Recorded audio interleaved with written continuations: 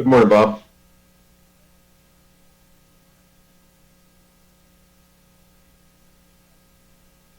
Will do. Thank you.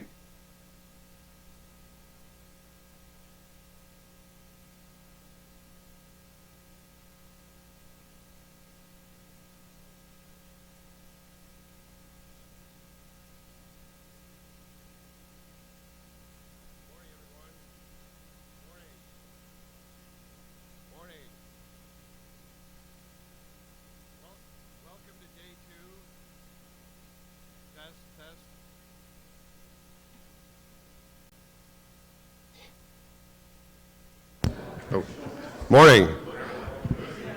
Thanks, Bob. Good morning. I'm here to officially welcome you to day 2 of the Michael R. Argetsinger Symposium. Thank you all for coming. Thanks to our speakers yesterday. We had a great day. Very few technical difficulties, so it all went off fairly smoothly. We expect today to be even smoother. And you didn't come here to hear me speak, so I'll turn this over to Bob. But again, thank you for coming, and enjoy the day. Thank you, Mark, and good morning, everybody.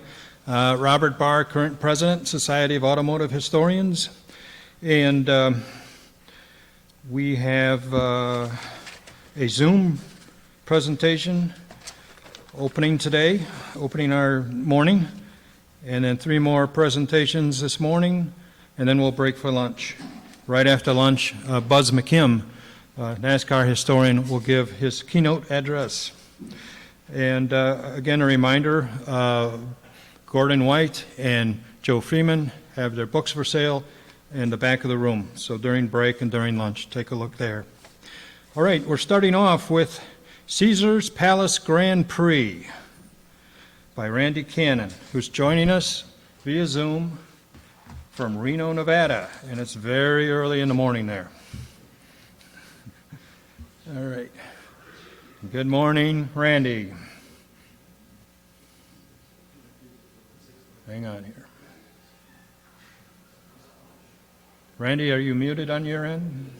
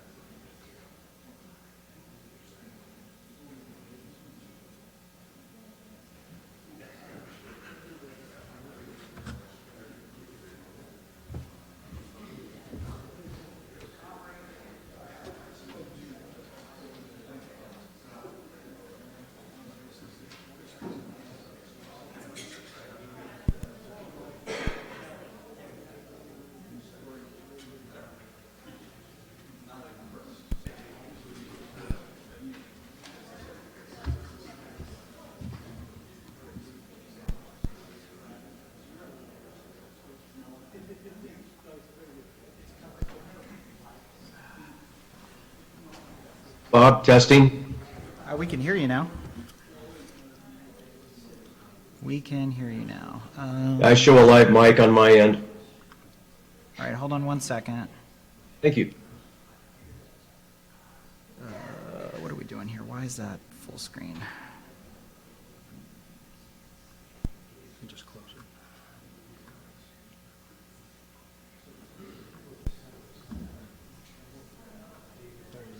Okay, give me 1 second.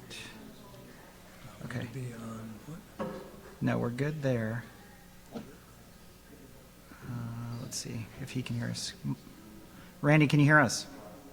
I can hear you. Okay. How are we doing? Great. We can hear you. You can go ahead and share your screen and get started.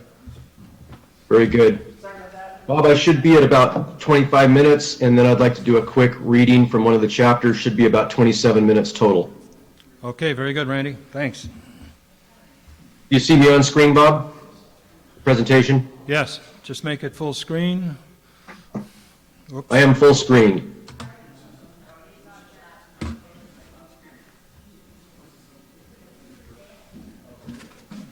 Are you seeing full screen, Bob? Seeing you full screen, but not your presentation yet.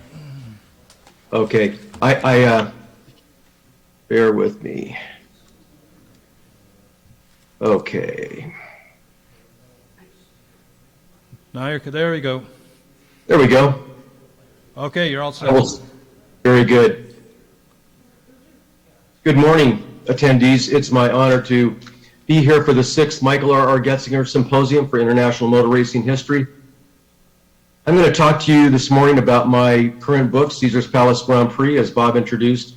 The subtitle is Las Vegas, Organized Crime, and the Pinnacle of Motorsport.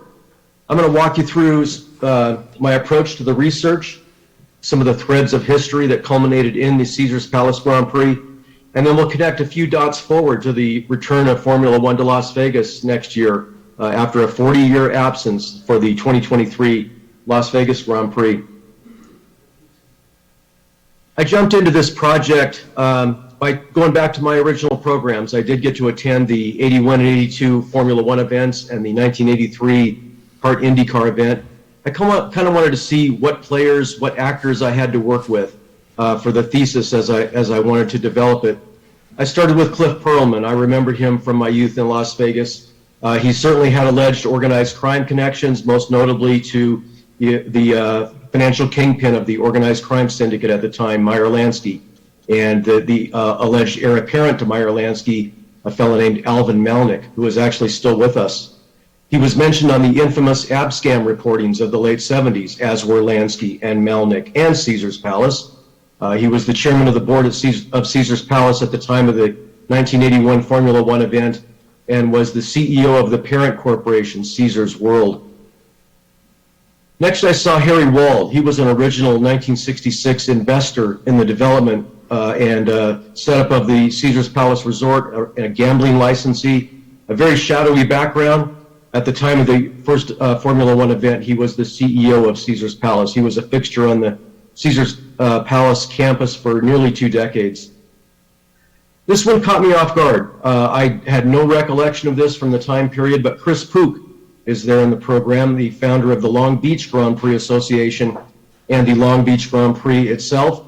He was the Grand Prix consultant for the Caesar's Palace events, the first 3 at least, and was very involved in the development of the program and the operations of the event. Down at the bottom here, really an interesting aside, Dr. Jeffrey McDonald, the convicted Fatal Vision murderer, for those who remember the book and movie of the same name. He was the Caesar's Palace Grand Prix medical consultant. He had the same role for the Long Beach Grand Prix. And this fellow had a chance to meet William D. Weinberger, Bill Weinberger, the son of William S. Weinberger, a very prominent Cleveland family who came out to Las Vegas to work in gambling operations. I got to meet Bill, interviewed him extensively, and he was extremely generous, sharing his recollections of the events, including his interactions with Bernie Ecclestone, and just a very, very nice, honorable man. He was the vice president of casino marketing. The Grand Prix, the Formula One Grand Prix events were organized by Bill and flowed completely from his desk. From there, I kind of focused in on Cliff Perlman and Harry Wald, and I wanted to see just how visible they were at the Formula One events.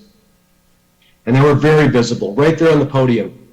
Cliff Perlman kind of front and center, along with his Meyer Lansky and Alvin Malnick connections. And there's Harry Wald with his shadowy background up there, along with Alan Jones, the winner of the 1981 Caesar's Palace Grand Prix.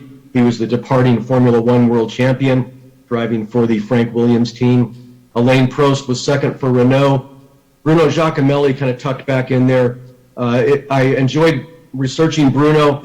He finished third. It was the only podium of his Formula One career. He was driving for the Alfa Romeo team alongside Mario Andretti in 1981. And Mario, as we will see, kind of forms his own thread of history as Formula One travels through America and onto the Caesar's Palace Grand Prix. From there, I kind of took a three overlapping circles Venn diagram approach to the research. I knew I had a Las Vegas story. I did not yet know what the national and international connections of this story would be, but there were many. I knew I was dealing with aspects of organized crime, certainly in the backstory of the development of the Caesars Palace property, but there were many, and they ran all the way through to the running of the events by way of Cliff Perlman and his connections. And ultimately, I knew I had an F1 story, the pinnacle of motorsport. And so at the sweet spot, the overlap of the circles, that's where I developed the story of the Caesars Palace Grand Prix. Both the organized crime thread and the Formula One thread start in the immediate post-World War II period. This photo should be somewhat familiar to this audience, certainly the Symposium organizers. The October 1948 American Grand Prix at Watkins Glen. I call it the American Grand Prix because the press called it the American Grand Prix, also known as the Watkins Glen Grand Prix. The history of Formula One flows forward from this day, the history of Formula One in America, and I thank the IMRRC for the use of this image as well as several others throughout the book. On the organized crimes side of the show, the story starts out similarly in the immediate post-World War II period. This is Meyer Lansky. He was roughly number 3 in the strata of the National Organized Crime Syndicate after Charles Lucky Luciano and Don Vito Genovese. His alleged heir apparent was Alvin Malnick, who we will visit a little bit later, and he had very close alleged connections to Cliff Perlman. It was the foot soldiers of Meyer Lansky and of Don Vito Genovese that developed and financed Caesars Palace. The quote here is instructive. I took it to further my research into gambling operations around the world, including where Bernie Ecclestone plied his gambling pensions at Crockford's in the Mayfair gambling district of London. And indeed, Meyer Lansky had his hands in all of them. I really enjoyed following the path of Formula One through America and the early influencers. Alec Ullman was the organizer of the 1959 and 1960 Formula One Grand Prix in America. Here at Sebring, the first 1959, a very young winner, Bruce McLaren, Jack Brabham was the world champion. Moving on to 1960 in Riverside, Alec Ullman was once again the organizer. Jack Brabham in the lead here. This event was won by Sterling Moss. I started to find organized crime connections in places I did not think I would find them. The then owner of Riverside Raceway, owner and president Roy Jean Lewis, prominent Mercedes dealer in the Southland, he had organized crime connections and got involved in Teamsters financed property development, and his fraud in that property development sent him to prison. He also had gambling connections in Nevada, connections that would lead directly to Caesars Palace. A pretty fascinating bit of research for me there.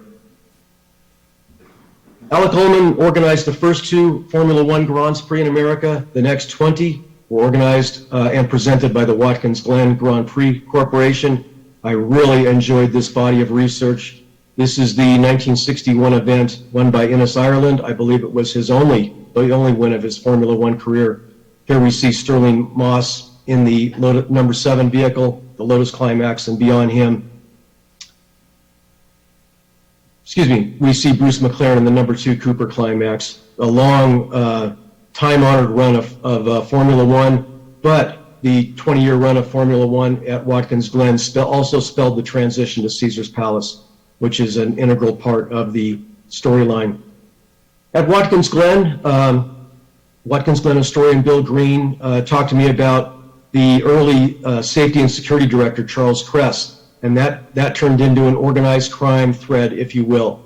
In 1957, there was a very infamous, I should say, mafia gathering at Appalachian at the home of Joseph Barbera. And Charles Kress, the safety director for the Watkins Glen Grand Prix Corporation, had investigated Joseph Barbera for murder back in Kress's law enforcement career.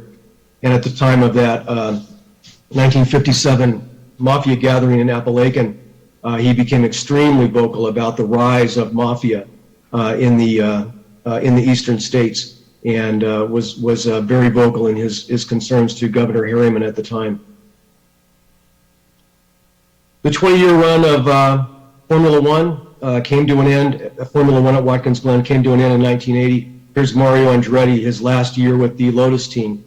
And just beyond him is the eccentric and somewhat criminal himself, David Thiem, the Essex sponsor of the Lotus team, cheering Mario Andretti on. And beyond him, you can see Colin Chapman. Again, Mario Andretti kind of forms his own thread throughout the story, and I'll talk about him a little bit later. Part of my research, I dug deeply into the files of the Federal Bureau of Investigation, Securities and Exchange Commission, every organized crime commission I could get my hands on. This was a really instructive document. Here are the FBI documents. One of the Meyer-Lansky foot soldiers, Jerome Zarowitz, and his positioning in the development of Caesar's Palace. He mentions a couple of other fellows, Vincent, Jimmy Blue Eyes Allo, and Anthony Fat Tony Salerno of the Don Vito Genovese crime family, one of the 5 New York families. They are entrenched in the financing of Caesar's Palace, buying hidden concealed ownership points in Caesar's Palace. Very instructive document. And the essential rub here is that they're all complaining that the public development fronts, Jay Sarno and Nate Jacobson, have not put in any money yet they are being credited publicly with bringing everything together at Caesar's Palace. Interesting photo from probably late 1965, the underground construction, the foundation construction of Caesar's Palace. There's our friend Harry Wald, who we saw 15 years later on the podium of the Caesar's Palace Grand Prix. Harry is joined by Nate Jacobson and Jay Sarno. Jacobson and Sarno had a vast series of organized crime connections and were both very prolific borrowers from the Teamsters Central States Pension Fund. The basement construction that we see there also contained the somewhat infamous bunker boardroom of Caesar's Palace, where Bernie Ecclestone signed the contract for the '81 Formula One event with Clifford Perlman and Bill Weinberger. Caesar's was unabashed in their tease to their resort, an orgy of excitement. This is advertising the grand opening of Caesar's on August 5th, 1966. Here we see Nate Jacobson, and he asked for this photo with none other than Jimmy Hoffa, the head of the Teamsters, the president of the Teamsters Union. By now, Jimmy Hoffa had been convicted in his federal fraud trial and was about 4 months away from reporting to prison. After the discharge of prison, we all know how that turned out for Jimmy Hoffa, but he was front and center at the table of honor at the Caesar's Palace Caesar's Palace Resort, I should say, and it's a very telling image of just what Caesar was made of.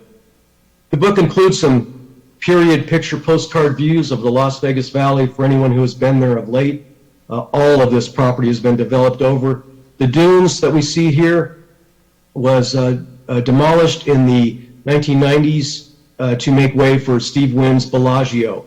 The Bellagio stands there now. That'll be one of the fixture resorts at the 2023 Las Vegas Grand Prix. They're one of the promotional partners. Just beyond that dune sign is where Caesar's Palace was developed. And at the kind of center right of the image is where turn 1 of the Formula One circuit would tuck right up.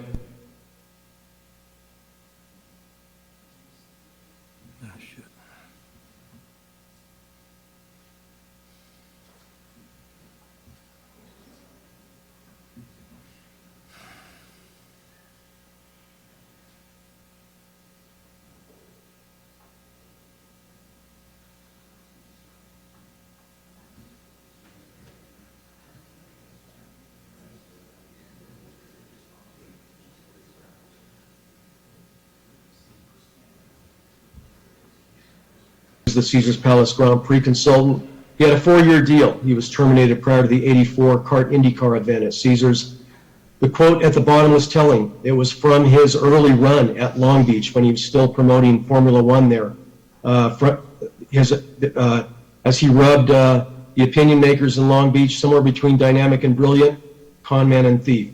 And that's kind of what he left town with as the Long Beach Grand Prix Association transitioned to Jim McCallion. Very controversial individual. I was able to touch base with Chris about some aspects of the book, and very, very interesting thread there.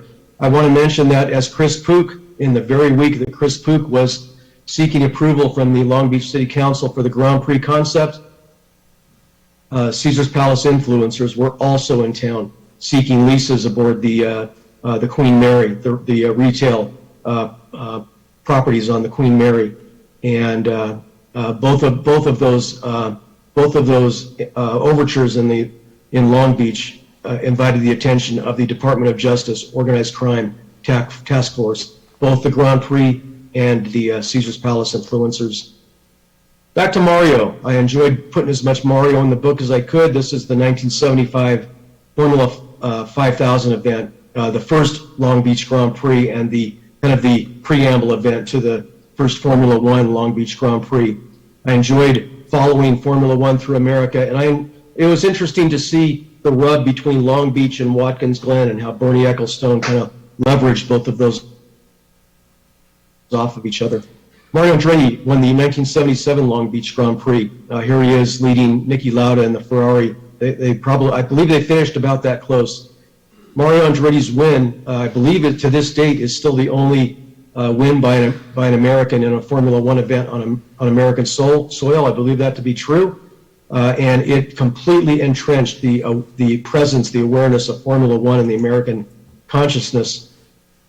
I found it interesting that as the Caesars Palace Grand Prix transitioned between 82 and 83 from Formula One to IndyCar, a year later, so did Long Beach transition from Formula One to IndyCar. These were big stories of the time, and they also pointed up the splits between USAC and CART, and also FOCA and FISA on the Formula One side, and it also pointed up the influence of Bernie Ecclestone in driving the licensing fees, the promotional fees for a Formula One event. At the time, his fees were about 3 times the fee of a CART IndyCar event, whereas the CART IndyCar drivers became much more well-known. They were much easier to advertise on TV than most of the F1 drivers. This is the groundbreaking ceremony of the Caesars Palace Grand Prix. Caesars Palace Grand Prix. We're now into 81. And once again, I'm sorry, let me back up. The white-haired gentleman in the center of the image, none other than Harry Wald, and his deep shadowy background. Just left of Harry is Bill Weinberger, who I got to interview extensively again. Very interesting image. This is an image of construction. This is probably July of 1981. Temperatures are probably 110 to 115 degrees. This is taken from the 27-story Fantasy Tower of Caesars Palace, which was built about 1979, 1980. It still stands today as the Caesars Palace Forum Tower. Contrary to popular belief, Formula One cars did not race on parking lot asphalt. As you can see, the construction crews excavated a section of FIA spec base and asphalt, and all of the turns were profiled to FIA specifications. It was constructed through the parking lot. The dirt property beyond was actually owned by the former Howard Hughes Tool Company and was leased to Caesars Palace for the running of the Grand Prix events. This is an image looking east, pretty much opposite from where we were. This is also taken from the Fantasy Tower. The hairpin turn at the left center of the image is turn 1 of the Formula One circuit. It was also turn 1 of the IndyCar circuit as the twisting Formula One circuit was converted to a 5-turn roval for IndyCar. Got some interesting period resort properties here at the right of the image. That's the left end of the Flamingo Hilton, originally opened as the Fabulous Flamingo by Bugsy Siegel in 1948. It transitioned through a few owners, including a bit of Meyer Lansky along the way. But those are the retail shops of the then Flamingo Hilton. Next is the Imperial Palace, developed by the very controversial Ralph Ingolstad. The Holiday Inn, going vertical, it later became a Harrah's. And over at the left side of the image is the round tower of the world-famous Sands Hotel Casino. That is the Sands as it appeared during the 1950s, 1960s Rat Pack era, where Brian Dean, Sammy, and the boys played in the Copa showroom. Beyond that is the Las Vegas Hilton, originally developed by Kirk Kerkorian as the International. That contained the showroom where Elvis used to play. The Caesars Palace Grand Prix was a star-studded event, much as the 2023 Las Vegas Grand Prix will be. This is actor Morgan Fairchild visiting with Leroy Neiman, the great American impressionist. Mr. Neiman painted the program art and poster art for the first 3 Caesars Palace Grand Prix events. This is a very instructive image. I'm going to sit here for a minute. In the mid-1970s, Caesars World, the parent corporation, sold some honeymoon resorts in the Poconos to none other than Alvin Malnick, the alleged heir apparent to the mob financial kingpin Meyer Lansky. And Caesars sold the resorts to Malnick, retained the Caesars branding, and then leased them back from Malnick. As Bill Weinberger explained it to me many times, Caesars needed the liquidity of the sale at the time and needed to protract the operating costs of the resorts. It was very instructive to me that Alvin Malnick got a 100% Teamsters mortgage for those resorts. So once again, Caesars was paying down a Teamsters mortgage just as they had on the original resort. And here's Alvin Malnick's Caesars owned properties. This signage ran through the 4 years of the Caesars Palace Grand Prix. At the left of the image is the signage of the Caesars Palace Boardwalk Regency in Atlantic City. Cliff Perlman got in deep with the New Jersey Casino Control Commission for his dalliances with Malnick and his alleged association with Meyer Lansky.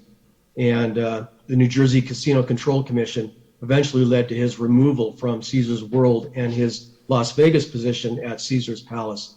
It was quite the story of the time. The events themselves, I enjoyed reliving them as I got to attend them. This is Alan Jones, the winner of the 1981 Caesars Palace Grand Prix, driving for the Frank Williams team. Again, he was the departing Formula One world champion. The Saudi sponsorships on the Williams team are noteworthy. These were the companies of the Saudi royal family and their proxies, and thus began a 40-year walk through the desert from this point in history to the emergence of the Saudi Arabian Grand Prix in 2021. I think someone should start a research project on that 40-year run right there. Just saying. The 1982 event, the last of the Formula One events, Caesars Palace, was very popularly won by a very young Michele Alboreto, driving for Ken Tyrrell's squad, the first Formula One win by a Tyrrell in quite some time, a few years. In '83, the Caesars Palace Grand Prix transitioned from Formula One to IndyCar. Mario Andretti was DNF at the Formula One events, not a fan of that twisting circuit with the, I believe he said the turbo Ferrari he drove in '82 was pushing 1,000 horsepower. He suffered a driveline failure at almost the same spot in both those events. But in '83, Mario won the kart IndyCar event. He was a big fan of the IndyCar roval at Caesars Palace, as one might imagine.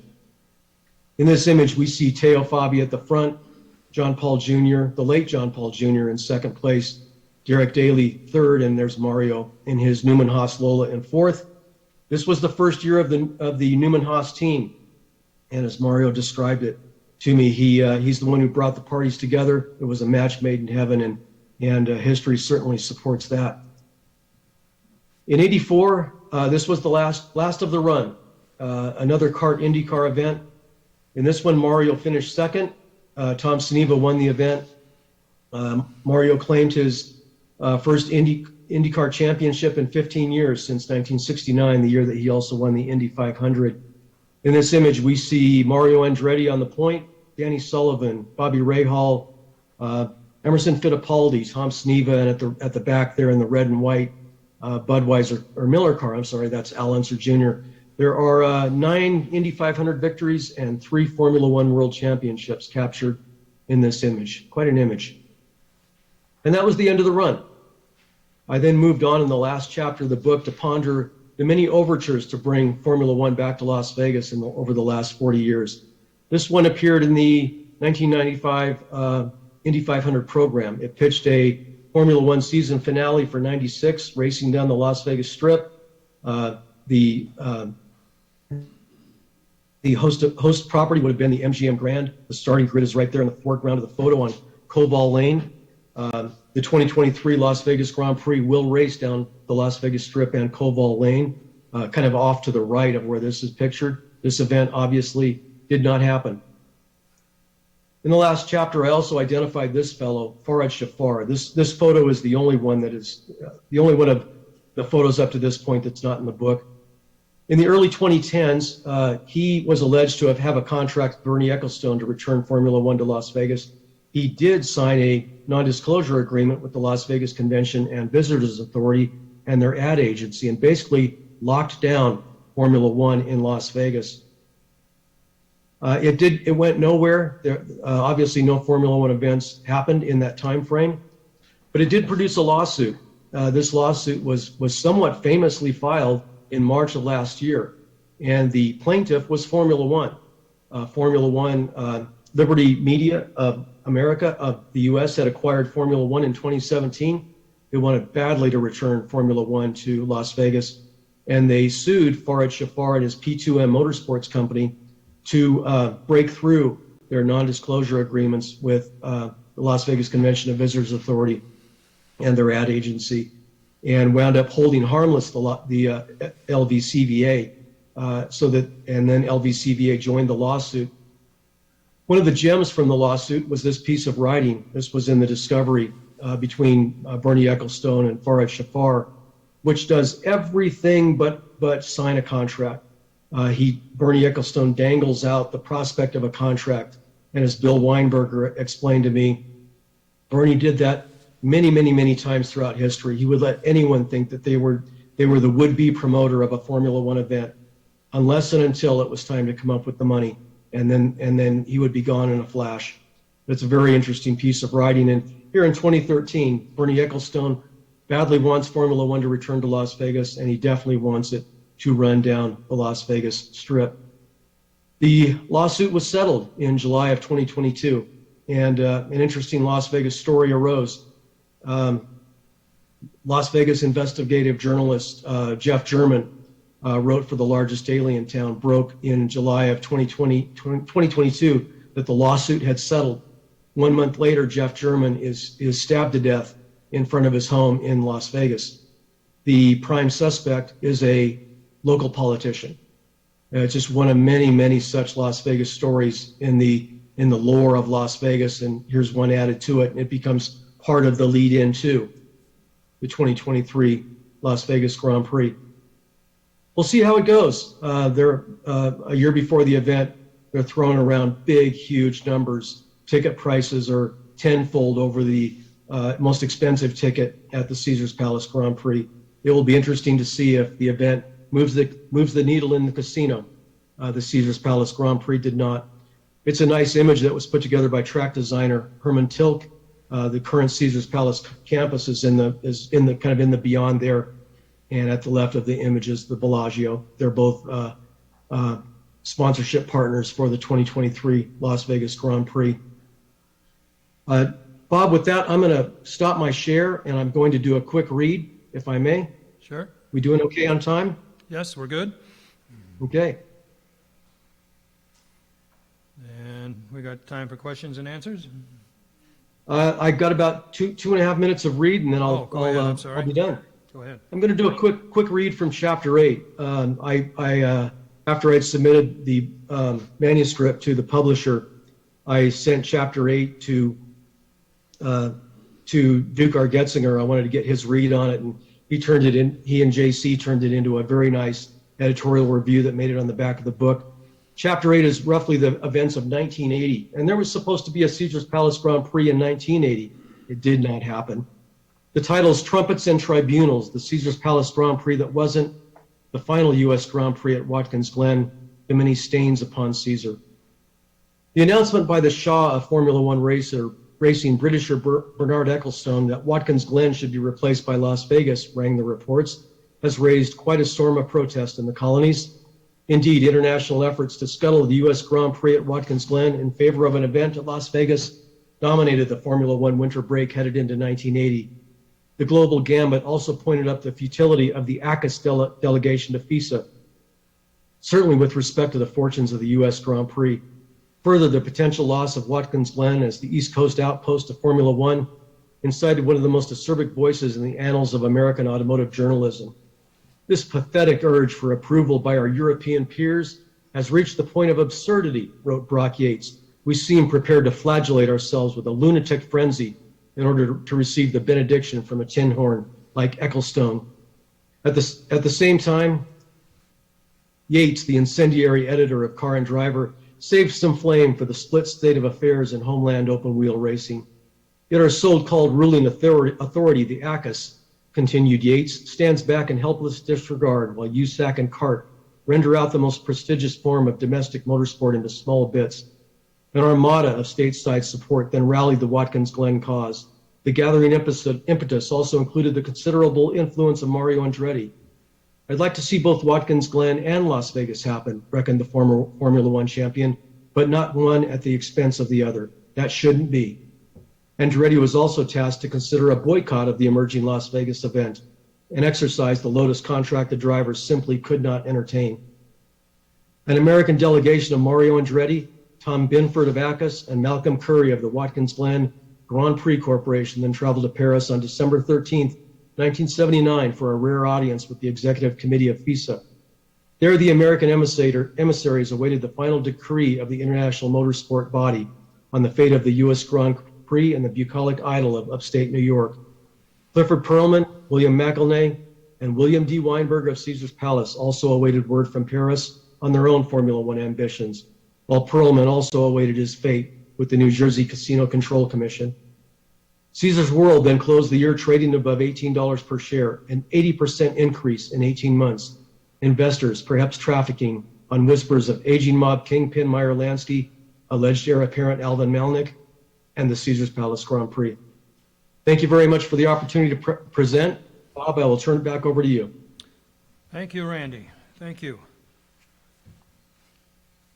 Right. Do we have any questions?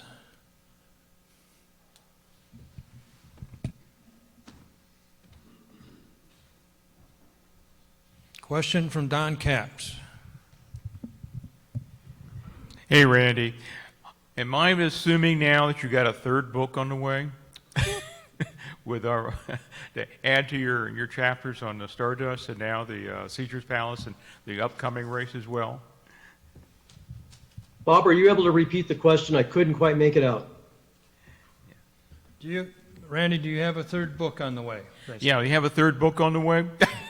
Because I have a third and a fourth that I'm working on. Yeah, I'm not surprised. It's a very good presentation. Appreciate it. Thank you. Thank you.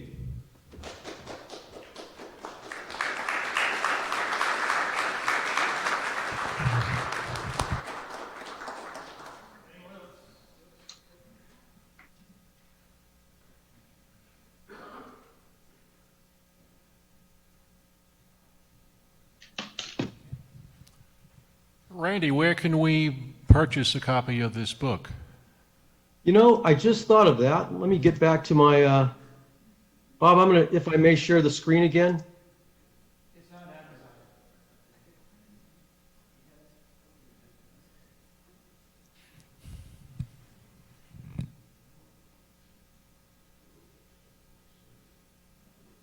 There was one more slide.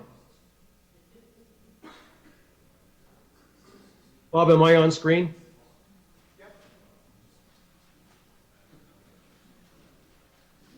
If I'm on screen, if not, I'll just read it out. The book is available from the publisher, McFarlandBooks.com. I always like to mention Autobooks, Aerobooks.com out in Burbank.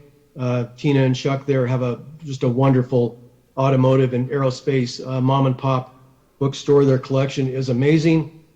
It's available at Amazon, Barnes & Noble, most online booksellers. Some people have had some nice things to say about it. Appreciate that very much, and it won a nifty little award. So it's out there and it's available. And again, I thank you very much for the opportunity to present. I appreciate your time very much. All right, thank you, Randy. Any other questions? Jim? To what extent do you think organized crime has played a role in Formula One globally over the years? Bob, are you able to repeat the question? Randy, to what extent do you think organized crime has had a presence in Formula One throughout the world. Wherever there is tax-free liquidity to be gathered, I think organized crime probably has their hooks in it. Wherever there is organized gambling, whether it's legal or illegal, I think organized crime has their hooks in it.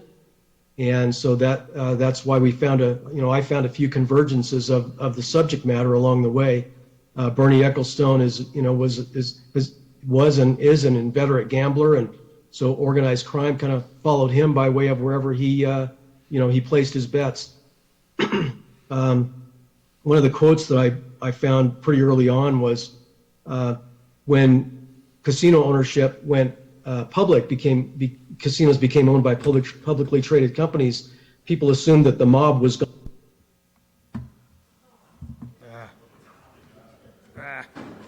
Organized crime actors just had proxies place their stakes in the casino companies, and they got their skim out of the from the casino count rooms the same way they always did.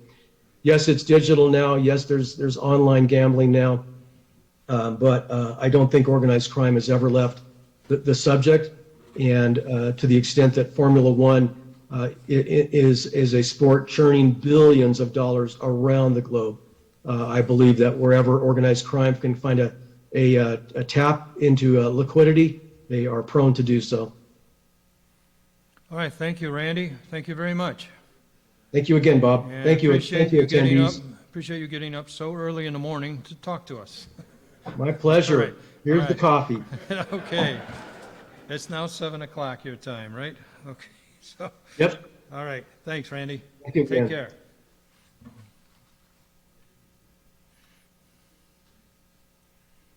All right, folks, next up we have Harry Miller, The Man in the Cars, by Gordon Elliott White.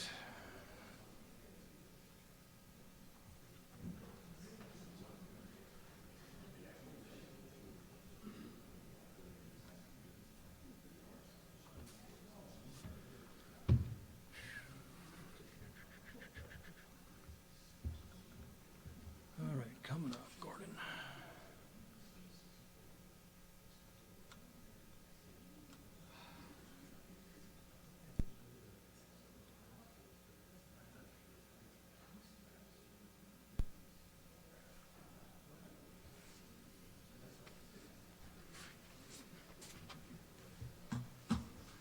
Okay, should be all set. You just use the arrows. That's the advance. That's the advance. I'll stand here for a bit, okay?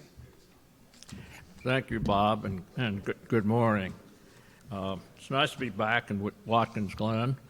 I first visited here in 1951 and 1952 when they were running the races on the streets of Watkins Glen. And as I recall, they had the Queen Catherine's Cup, and I was just told they also had the Seneca Cup, and then the Grand Prix was the Piece de Resistance. I was a freshman at Cornell in 1951 and a race fan, which led me to come over here to watch the races. While I was at Cornell, I ran a few rallies with my hot rod, one of which I actually won to the amazement of my mostly sports car competitors. My first photos are Harry Miller, one with his 91 cubic inch straight 8 engine, supercharged, and the second with a supercharger. My subject today is Harry Miller and his legacy. Miller built both racing cars and engines, and his engine designs dominated American racing for nearly 60 years. Of course, later they were known as Offenhauser engines, but they were based on Miller's design and general engine architecture. They would have lasted longer at Indianapolis if the supercharger boost pressures had not been limited to protect the competing four-can Ford engines, which couldn't take as much boost as the Offie.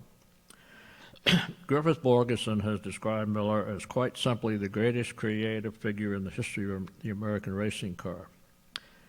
Harry was born in Menominee, Wisconsin, son of German immigrants. He had very little formal schooling, but Menominee was a lumber town, and he learned mechanical trades on steam engines and other heavy equipment in the lumber mills. He left Wisconsin to seek his fortune in Los Angeles, working in a bicycle shop. He took correspondence courses in various mechanical subjects, which was the only technical training he ever had. At one point, he worked as a foundry foreman where he learned the art of casting, which became very important in his life later on. In 1960, he went to work for the Oldsmobile Company and rode as a mechanic on that year's Oldsmobile entry in the Vanderbilt Cup races on Long Island. Olds didn't do very well in the Vanderbilt Cup, and Harry returned to Los Angeles, eventually setting up a shop to produce carburetors of his own design. He patented several carburetor designs, and they were initially used as aftermarket carburetors on passenger cars. The Miller carburetor, however, turned out to be quite successful for racing cars and led Miller to do custom work for many of the racers. The Miller shop became the winter headquarters for many of the racing people, and he had customers including Barney Oldfield, Bob Berman, and Dario Resta, which at that time were the top people in American racing.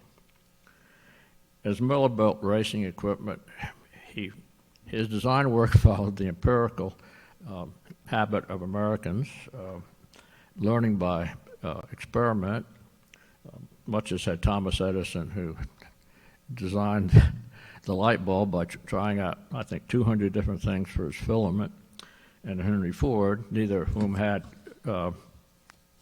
university educations. By comparison, in Europe at the time, trained engineers led most of the technical development, and the uneducated race drivers, Jules Gau, Georges Belot, and Paolo Cuccarelli were called les charlatans when they designed the first overhead cam engine for Peugeot, much to the disgust of the trained engineers that worked for Peugeot. Gau drove an overhead cam Peugeot to win at Indianapolis in 1913. Bob Berman bought it, blew the engine in a race at San Diego, and took the remains to Harry Miller to have it rebuilt. Eddie Rickenbacker also, in his terms, unloaded his broken-down Peugeot on Miller, calling it the major mistake of my racing career because he made a tremendous car out of it.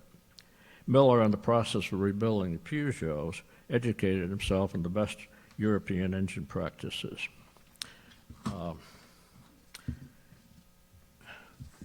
The first complete car that Miller built was called the Golden Submarine. It carried one of the engines that he had designed. The engine was also perhaps to go into an aircraft. And Miller hoped to sell those engines either for racing or airplanes. In 1916, Barney Oldfield had Miller build this radical enclosed racing car powered by that engine. It was, as I say, it was painted in gold lacquer and became known as the Golden Submarine. Oldfield drove it in a number of races. It was not immensely successful, but it won a few races. At Springfield, Illinois, he crashed and the car caught fire. So after that, Barney cut off the rest of the body so he wouldn't be trapped in it. And this is the Golden Submarine after Barney had trimmed it considerably. From the Golden Submarine, Miller went on to build a few more experimental racing cars, the best of them being the TNT, after Leo Goosen, who was a trained engineer and draftsman who came from Buick, joined his staff. Goosen supplied the technical knowledge of a trained engineer that Miller lacked, and he would go on to become the preeminent race engine designer in North America. Somewhat earlier, Miller had hired Fred Offenhauser as a machinist. Offenhauser had been trained in the railroad shops, and at the time, the railroad shops are what NASA became. It was the highest level of technical work and design in the country. From the Golden Submarine, Miller went on to build a few more experimental race cars. In 1920, 4 Miller engine cars were entered at Indianapolis, but none of them qualified. During the following year, Miller and driver Tommy Milton helped design a straight engine of 183 cubic inches that embodied much of the engine architecture that remained through the life of Miller and Offenhauser engines. Ira Vale qualified one of these 183s in Indy in 1921 and finished 10th. In 1922, Jimmy Murphy qualified with a Miller engine and won the race. In 1923, Miller competed in several European Grand Prix. They finished well, although they didn't win a race.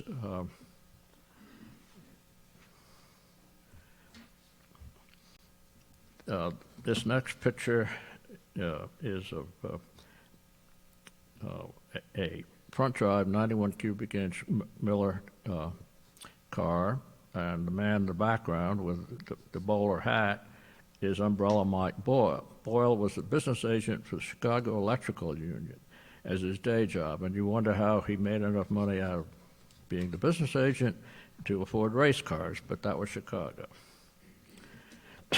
Through the rest of the Roaring '20s, Miller engine cars would win 5 of 8 races at Indianapolis, even as engine sizes were reduced first to 122 inches and then to 91 inches. Supercharging was used to increase the horsepower even while engine displacements were reduced. This is Ralph Hepburn in a front-drive Miller 91. This is a car I will mention again later on. At the same time, Miller was also producing a 4-cylinder engine of 151 inches for racing boats. Eventually, a slightly larger 4 was produced for dirt track cars that are now known as sprint cars. Miller engines were the top of the line in speedboat racing in the 1920s, and eventually, band leader Guy Lombardo would win the Gold Cup in a Miller engine speedboat, which started out named My Sin, and he named it Tempo 4th. By 1929, Miller was at the top of the heap in racing, but his and the Duesenberg brothers' tiny 91 cubic inch engines had gotten a long way from the original Indianapolis racing, which was largely stock cars with the fenders taken off.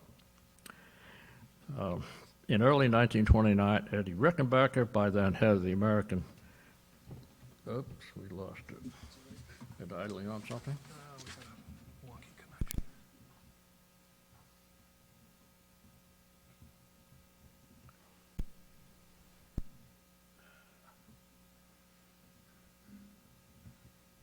Sorry, folks, we've been battling this for 2 days now.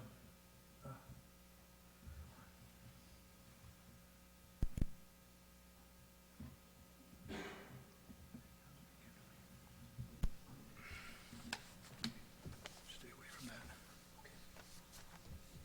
Okay. I won't touch it.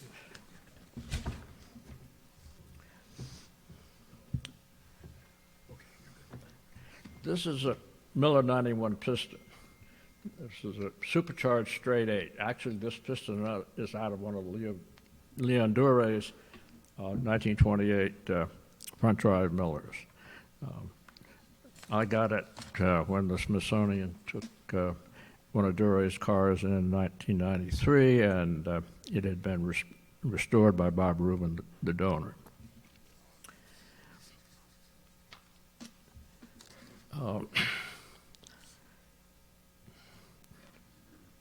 It's still there. At the same time, Miller was also producing, well, I said that. The change that Rickenbacker pushed through the AAA contest board led to what was called the junk formula. They banned superchargers and allowed stock block engines 366 cubic inches, which was quite a bit more than any of the Miller engines really were ever built, but Miller engines continued to win in Indianapolis nonetheless. In the early 1930s, Harry designed a series of innovative chassis powered by larger 230 cubic inch engines, unsupercharged in accordance with the rules. But those were Depression years, and he couldn't sell enough 230s to keep his business going. This picture is Shorty Catlin in one of the 230. Now this is one of the 230 chassis with a 16-cylinder engine, Miller engine in it. However, Harry got into the custom passenger car business, which he couldn't sell enough of them to keep his business going either. The next photo is of the engine, which I consider a pretty, sorry, I breathed on it. It's not you, Gordon. Okay, it's back. There you go. We're going to make you part of the crew here. I think this is a pretty impressive V16 Miller engine, which later went into a race car.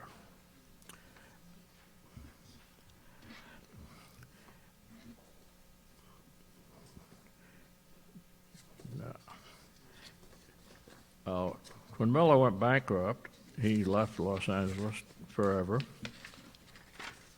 And although he was broke, he was still considered a genius by people who wanted race cars. This is a Miller Ford.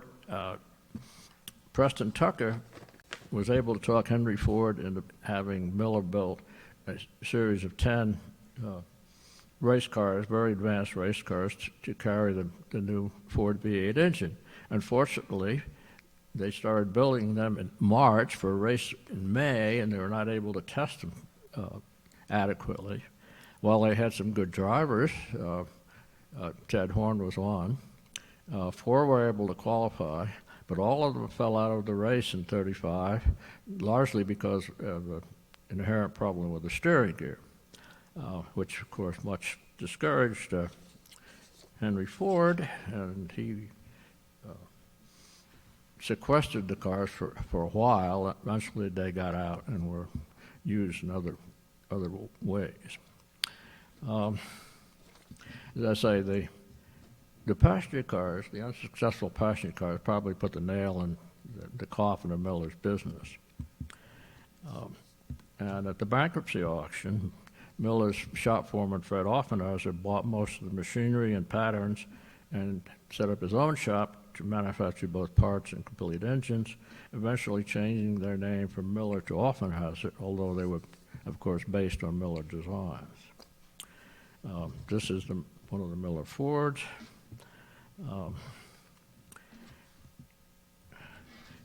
And next, Gulf Oil hired Harry to build them a series of race cars. Unfortunately, they specified that they run on Gulf pump gasoline, which was not a very good idea because other people were running race cars, particularly in Indianapolis, with racing fuel, which made a lot more power. But Fred didn't have, Harry didn't have Fred or Leo to calm some of his flights of fancy. This car, you will see, has a radiator made out of tubing, chrome-plated tubing. That was a mistake. It overheated immediately, and he had to replace it with rather ugly conventional radiators. In any event, they took these cars to Indianapolis, but they had problems of all sorts getting them qualified. You see the fuel tanks were at the bottom of the frame there.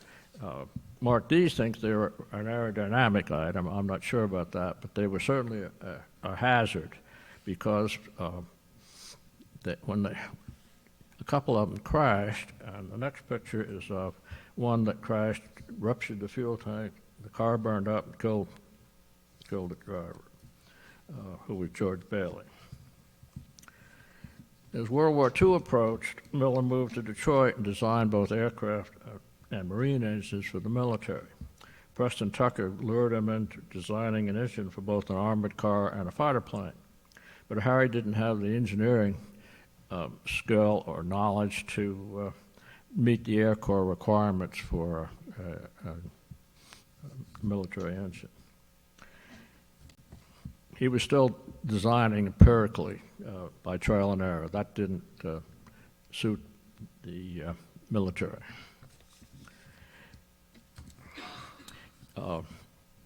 Harry was then living in Detroit, and he died in Detroit in poverty in 1943. Now, this is Fred Offenhauser, who had taken over producing Miller engines. In the early 1930s, midgets had become a real force in racing, but they were generally powered by junk engines, motorcycle engines, and to move the show along, several people decided they needed a professional racing engine, and Offenhauser had Leo Goosen essentially cut a Miller 183 in half to produce a 97 cubic inch midget engine. It was an immediate success, and over the next till the late 70s, Offenhauser had produced 450 of those engines. And I will note some of the successes that the Offenhauser engines had. 1959, USAC, which replaced 3A as the dominant sanctioning body in American racing, held a series of Formula Libre races, pitting midgets against sports cars. And the most famous of these, held on the road course at Lime Rock, Connecticut, Roger Ward and an Offenhauser-powered Curtis defeated the cream of the world's sports cars. This is Ward and the Ken Bren midget about to pass George Constantine in an Aston Martin DBR2. Shocked the sports car world that a midget could defeat them. And I had a little success with an Offie midget. This is my car at Bonneville, 1989, where I set a midget record of 156.902, and then I set an FIA 2-liter unblown record of 153, 198. Probably the only car to set a speed record after winning top prizes in an antique show car. But the Offenhauser Indy engines, I say, were penalized by not being able to run as much boost as they would have liked. And this is Mark Alderson in the last Offie-powered car to be entered at Indy. He was in line for a qualification run when time ran out, and that was the end of run of the Offenhauser engines in Indianapolis. This, by comparison, is an Indy Offie engine, 270 cubic inch. As you can see, it's somewhat larger than Miller's 91s. The first of the Offenhauser-built Miller engines was a 255 cubic inch produced in 1935 for Kelly Patillo, who won the Indy 500 with it that year, putting the Offenhauser or Offie engine at the top of the list for serious Indy competitors. Although Leo Goosen said to his dying day that the engine was really a Miller. For the following 37 Indy races, the engine is known as Offenhauser 128. In fact, for 5 years in Indianapolis, all of the qualifying cars were Offie powered. In 1946, Fred Offenhauser sold the engine business to Lou Meyer and Dale Drake, who continued it under the Offenhauser name. As I said, the Offie was displaced at Indianapolis by the four-cam Ford engine, but it came back in the 1970s with turbocharging to win 5 more 500s. The last Offie, as I said, qualified Indy was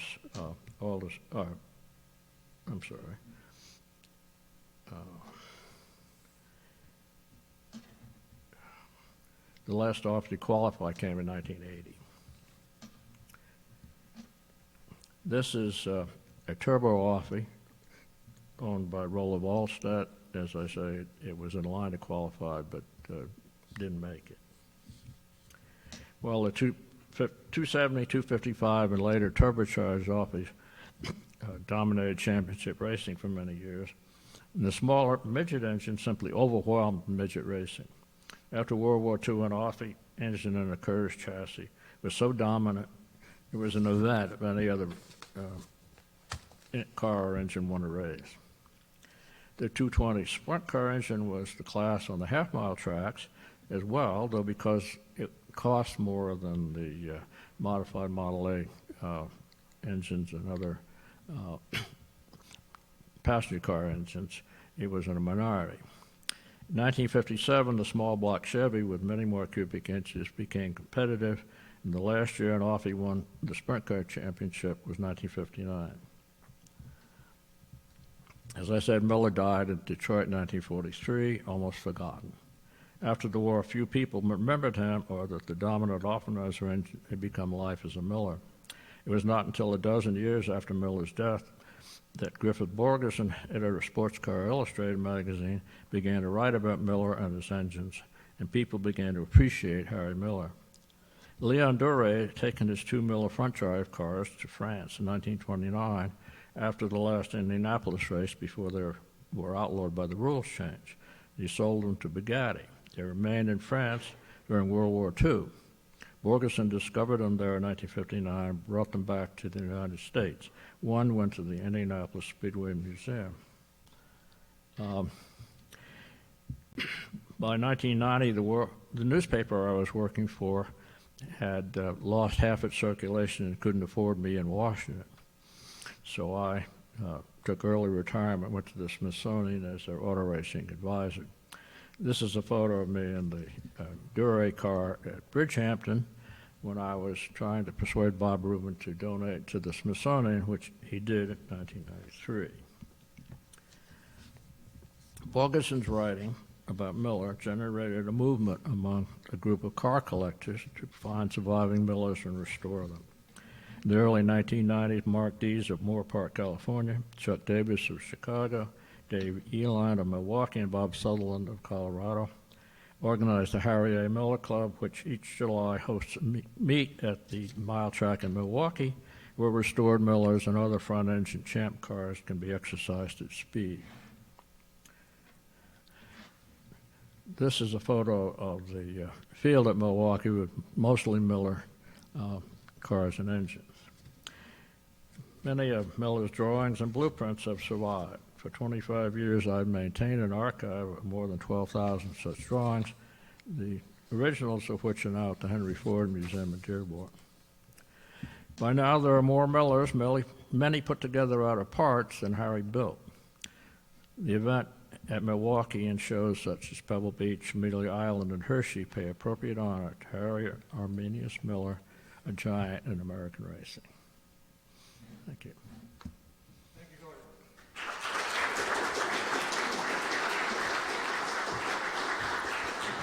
Outstanding. Let me see the mic. Very good. Do we have any questions for Gordon White? Oh, we got several. I'll walk my way across the room. Joe Freeman. Gordon, you and I have worked together for a long time. I'm interested to just comment. There are a couple of things that remain, you might say, in question that I'd like to bring up. But the first is that actually the design for the double overhead cam shaft engine, original, the 183, was a result of the frustration of Tommy Milton with getting Duesenberg single overhead cam engines that he didn't think were up to level. But he did steal the the specifications of the Duesenberg engines and brought them to Miller, which produced the original double overhead cam Miller, which then he began to win races with a car called the Durant Special, and eventually, of course, then both, well, as I mentioned in my lecture, why Jimmy Murphy and Harry Hartz got a hold of engines, and eventually then Cliff Durant built, I think, a field of 5 cars that were entered. I'm interested, and I don't know if you've ever investigated this, but Jim O'Keefe and I were working hard on this question, and we believe actually that the first true full Miller racing car was called the Pan American, built prior to the Golden Submarine. It's never been fully accredited as such, and I'm wondering whether you have any comment on that. The final comment is just that there has been, as it's been said, there is really a real cult of Miller lovers, me being one, although I don't own one. But that Miller's achievements, at least prior to losing his company, were a result of competition that was from both Louis Chevrolet and Fred and Olga Duesenberg, who introduced supercharging at the Indianapolis 500, and others. And so it's a fascinating era of American development in which tires, fuels, and metals, lubricants, all of these things were, in essence, developed in the board track era, largely by Harry Miller and the Duesenbergs and Louis Chevrolet. But anyway, my comment is rather too long, except to say that I'd be interested to know if you've investigated the Pan American as a car, and whether or not indeed it was the first true full car built by Miller. Well, from what I know, that's an unfounded rumor that might possibly be true. It's clear that Miller took advice from Milton and other drivers, car owners. He didn't do a lot of on-track testing, a little. We have a few photos, but most of the testing was done in races, and if things didn't work, they came back to Harry and said, you got to fix this, you got to fix that. And that continued through Offenhauser, Meyer and Drake, and Drake Engineering. But I'm not really aware of definite knowledge on the Pan American. One more question. Sorry, we have time just for one more because we have you two guys fight it out. When did Henry, or did he have any interest in aerodynamics and the streamlining of his cars? Well, you could possibly say the Golden Submarine was an experiment in aerodynamics. It was certainly more aerodynamic than contemporary race cars at that point. But it did not prove to be a world beater, and as we saw, Barney Oldfield felt he was likely to be trapped in a closed car, took it off. The side fuel pods on the Gulf Miller cars, if you look at them carefully, and perhaps I can go back, if you see, I'm going to really screw it up. Well, I'll try not to. Okay, it's back. The side pods there could be seen as an airfoil, and it was thought that perhaps Miller was designing them to give downforce. That's as much as I'm aware of serious aerodynamics. Of course, the front drive cars, without a drive shaft under the driver, allowed them to sit lower, and they had less frontal area, so that was an aerodynamic advance right there. Gordon, one last. Gentleman in the back asked, has any of the tooling survived? Offenhauser or Miller, what have you? Not that I'm aware of. I've got photos of some of the Miller machines. Offenhauser bought some at the bankruptcy auction in '33. He's also said to have taken some out of the back door before the auction. Meyer and Drake undoubtedly got some when they bought out Fred Offenhauser. I knew John Drake and talked to him. I don't think anything had survived from Miller's shop. His machinery was run at first by overhead shafts, as machine shops were run in those days. Eventually they electrified some of the machinery, but machinery from the late 20s was probably not really useful by the time that John Drake went out of business. Real quick.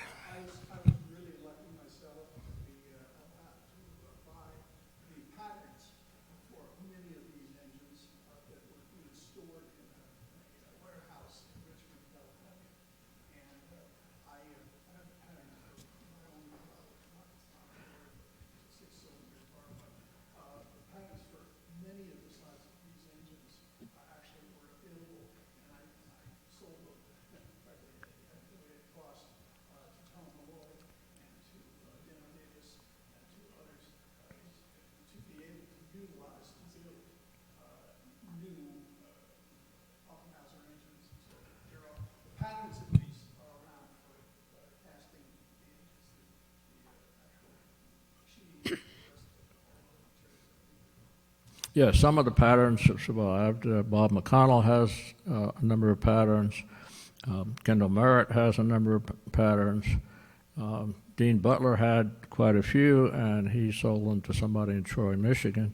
So yes, patterns survive. Unfortunately, during the Meyer and Drake years, patterns that were clearly obsolete were thrown away, and some of them were burned up. But a few people rescued some of those obsolete patterns. So a number have survived. So if you really want to cast your own Miller 255 block, you can do it. Gordon, thank you again. Thanks very much.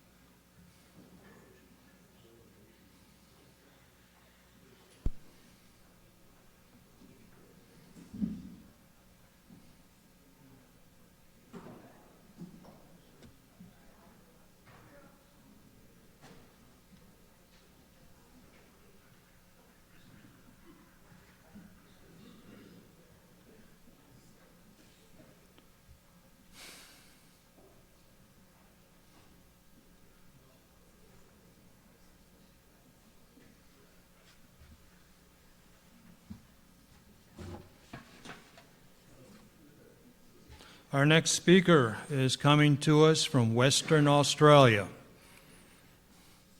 It's 10:30 at night there.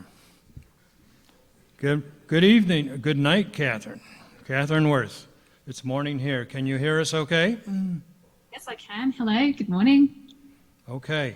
I'm sorry we got carried away with our Miller talk because it's very interesting information. So you take your time. You should be able to go ahead and share screen. Yeah, absolutely.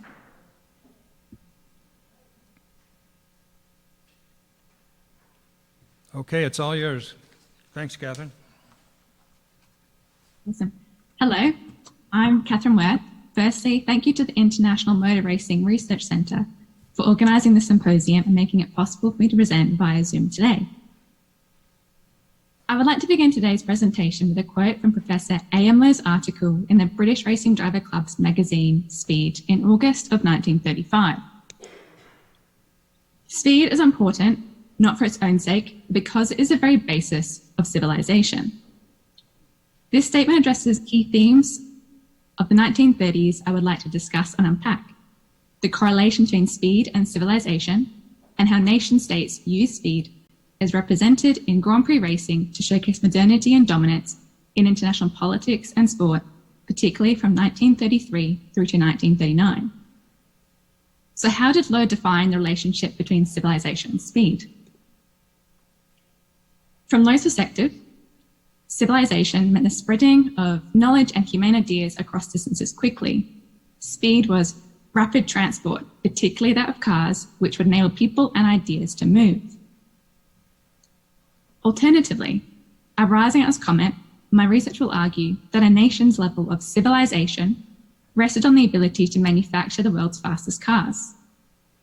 Speed was the possession of Grand Prix cars, and civilization was victory in these events.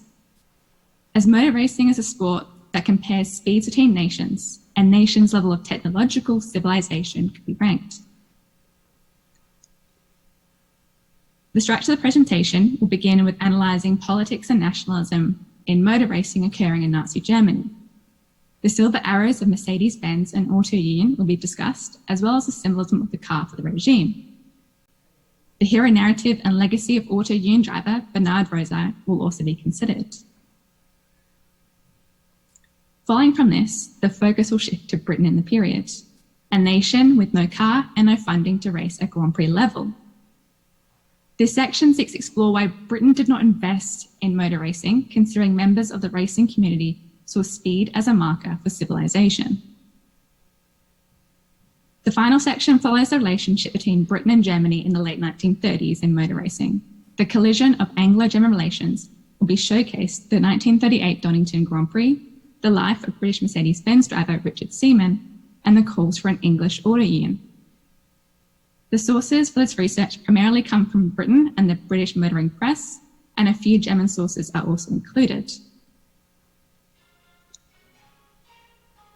On the 11th of February 1933, during the opening addresses for the International Automobile and Motorcycle Exhibition, Adolf Hitler stated his intentions to align the automobile industry with aviation, to reduce the tax burden of the automotive sector, create a highway system, and promote German automobile sporting events.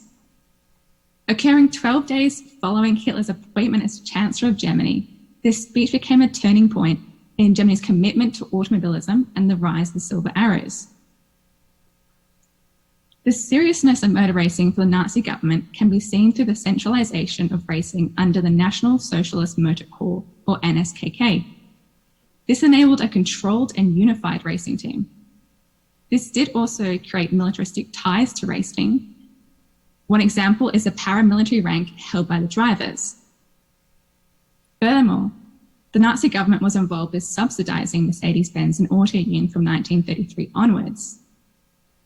In a period following the Great Depression and war debt that Germany had, to provide any money to a racing team seems quite an expense to justify. Other countries did also fund their teams, including fascist Italy, and reports include the French government sponsoring their teams in the later half of the 1930s.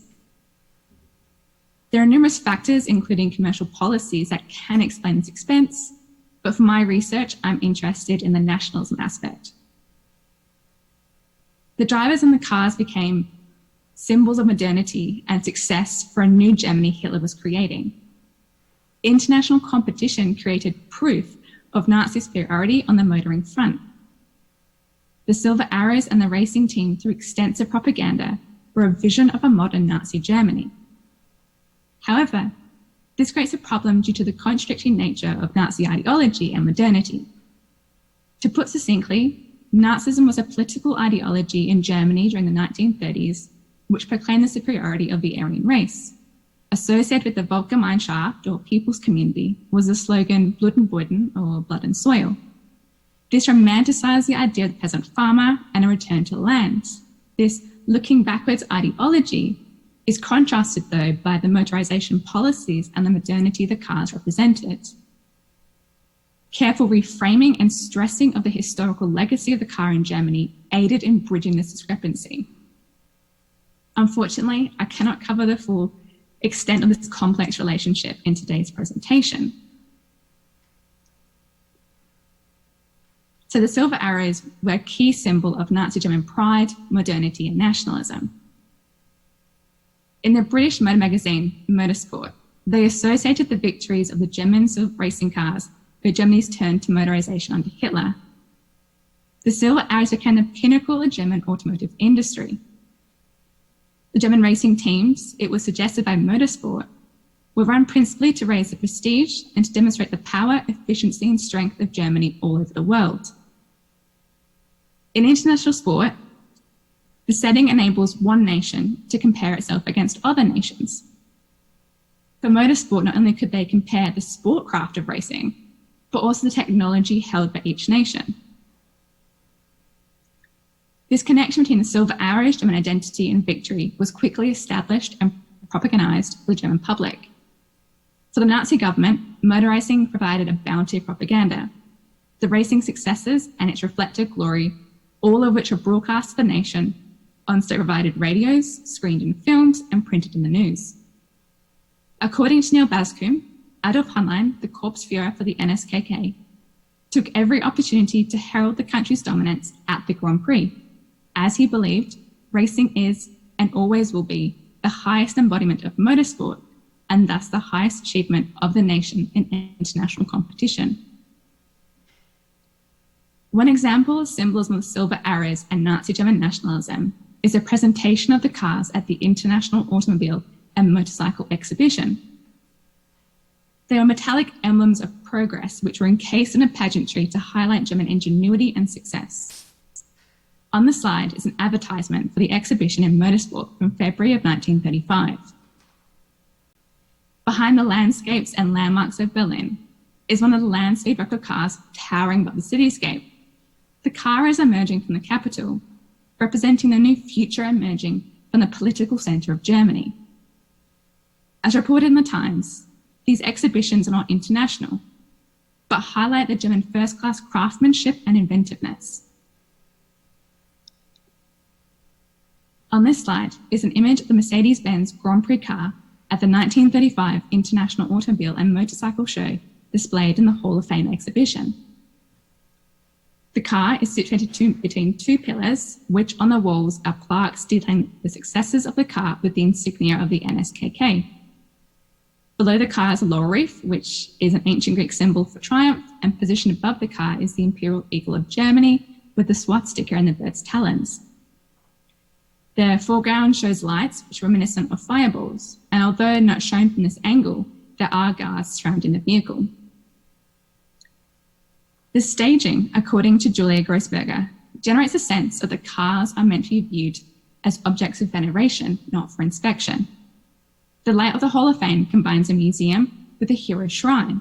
The quasi-sacral elements of the wreath, Imperial Eagle, lights, plaque, and honor guards provide the appearance that the cars are lying in state.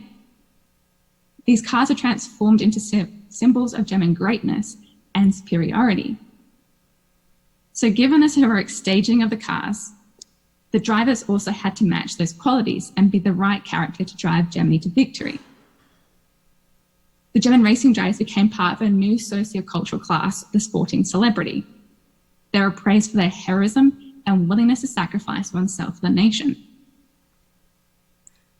A young driver's school had been set up to foster German talent rather than force German teams to hire foreign drivers. This shows an aspiration of a national team in which the driver identity matches the identity of the manufacturer. However, as we mentioned later with Richard Seaman, this cohesive national identity could be relegated as driver talent may have been more important.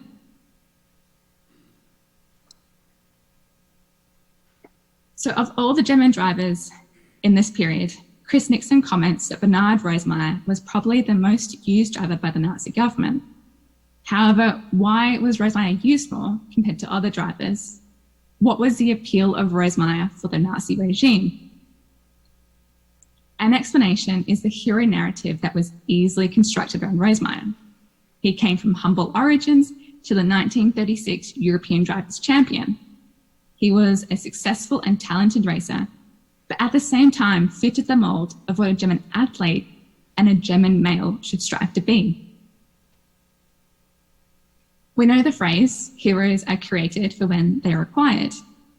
And for post-First World War Germany and a new government, heroes were needed.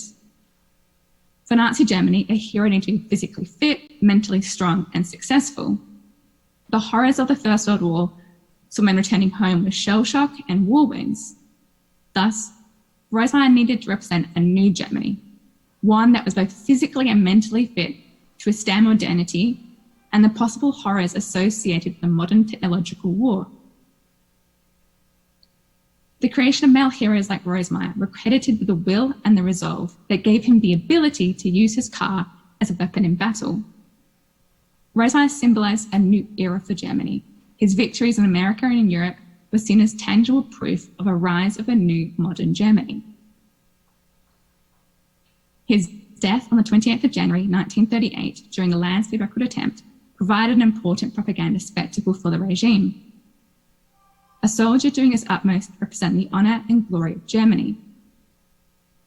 His death was treated like a period of mourning. Unlike most years, there was no procession of the cars through Berlin prior to the motor show in respect of Rosemeyer's death. His death was reframed in every aspect. It was not a foolhardy speed test. Instead, as Fritz Todd, the director of the construction of the Autobahn, stated, he died as a soldier in the exercise of his duty. According to a report in Motorsport, Hitler referred in his speech to the national loss sustained by the death of this great driver. Neil Bascom highlights Rosemeyer was even likened to Siegfried, the dragon-slaying hero of German mythology. Even in death, Rosemeyer's fatal accident was transformed and mythicized into a hero and soldier narrative. Now, in Britain, on the other hand, the racing community desired to have a car that could race against the Silver Arrows. They believed Britain should and needed to develop a racing team to uphold British nationalism abroad. The success of Napier in the pre-war period, and then the victories of the Bentley boys in the 1920s, reflected a historical precedent of British ability to produce winning cars. Unfortunately, British manufacturers could not produce a car suitable to compete within the regulations for the 1930s. The amateurism of the Bentley boys and the Napier drivers could explain part of the setback. Amateurism was this belief in fair play and that sport should not involve material gain. This, combined with the financial issues of becoming a driver, meant that racing in Britain was restricted to those who could afford it and had time to participate in it. This was completely different to Germany, where in Germany the drivers were selected because of talent and weren't paid to drive. For the motoring press, the British government were responsible for Britain's failings. In motorsport, they believed that there was an assured popularity to motor racing among the general public of Great Britain, but the opposition by the powers that be inhibited the ability for motor racing to become a national sport. The government had not provided funding for racing, nor, as seen in the House of Lords, supported it. While it is unlikely that there was an assured popularity to the sport in Britain, given its limited attention in the mainstream press, there does seem to be a lack of understanding in what motor racing could offer the nation. The British government, from the perspective of the press, did not understand the prestige motor racing could offer Britain. Following the 1938 Donington Grand Prix, it was reported in Speed that it has apparently come home to many people that a successful Grand Prix racing team of cars and drivers can do much to enhance the prestige of any country and thereby influence that country internationally. So as has been discussed, nationalism and politics were becoming part of Grand Prix racing in the period. This section will now explore the interactions between Germany and Britain in motor racing. Richard John Batty Seaman was a British driver who raced for the Mercedes-Benz team from 1937 to 1939. Given the previous discussion on creating a driver academy in Germany and the want to have German drivers racing German cars, it's curious why the German team would agree to hire Seaman. Whether it solely be his talent, it remains unknown. Seaman's most successful moment was winning the 1938 German Grand Prix. This was the first time a British driver had won a continental Grand Prix since Major Sir Henry Seagrave in 1923. Evidence of his British identity was seen through his English green helmet and radiated grille. Frequently stated by Seaman's wife and friends was that he resisted the idea that politics was involved in motor racing. But, as will be shown, this was impossible given the climate of the times. Tensions between Britain and Germany over Czechoslovakia, also known as the Munich Crisis in 1938, led to the postponement of the 1938 Donington Grand Prix, which was meant to be held on the 1st of October. This event produced a situation in which drivers had to acknowledge the involvement of politics in sport. Both the Mercedes-Benz and Auto Union teams had stayed until the very last possible chance.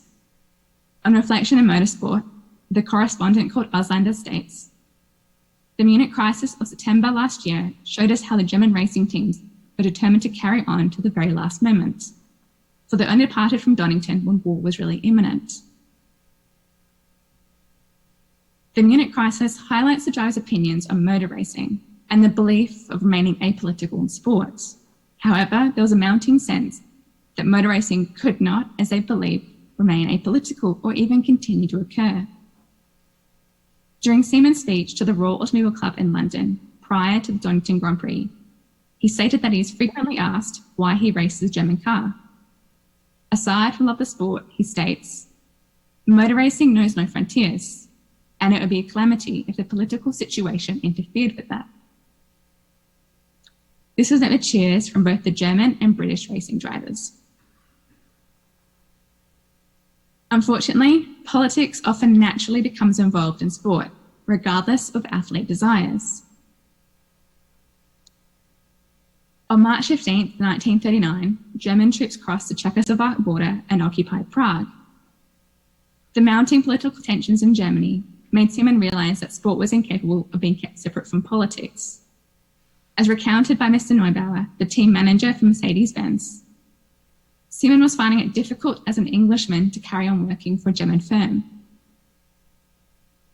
Seaman recalled the previous motor show in which, at Hitler's request, the teams had to parade the racing cars at the Reich Chancellery and shake the hand of the Fuhrer. For Seaman, he could still hear Hitler's words about the fearless racing drivers who risked their lives not just for the love of the sport, but for the honour of Germany. As politics were becoming inseparable from sport, Seaman consulted Lord Howe, the president of the British Racing Drivers Club, who himself conferred with several people in government, parliament and business. Lord Howe's response was that any personal contact with Germany was valuable and should be maintained. Eventually, with the Anglo-French guarantee of Poland and the German repudiation of the Anglo-German naval agreement, Seaman wrote to Lord Howe, "As I now hear that Anglo-German and Franco-German sporting events are either been forbidden or frowned upon by the authorities, I'm naturally wondering if the time has not come when I ought to give up driving for Mercedes." Given the tone of the letters, Seaman understood the political situation.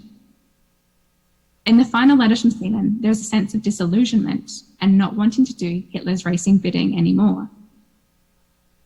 Unfortunately, we'll never know if Seaman was prepared to leave the team, as he died at the 1939 Belgium Grand Prix. Yet, he might have not needed to give up his Grand Prix dreams if there was an English auto union.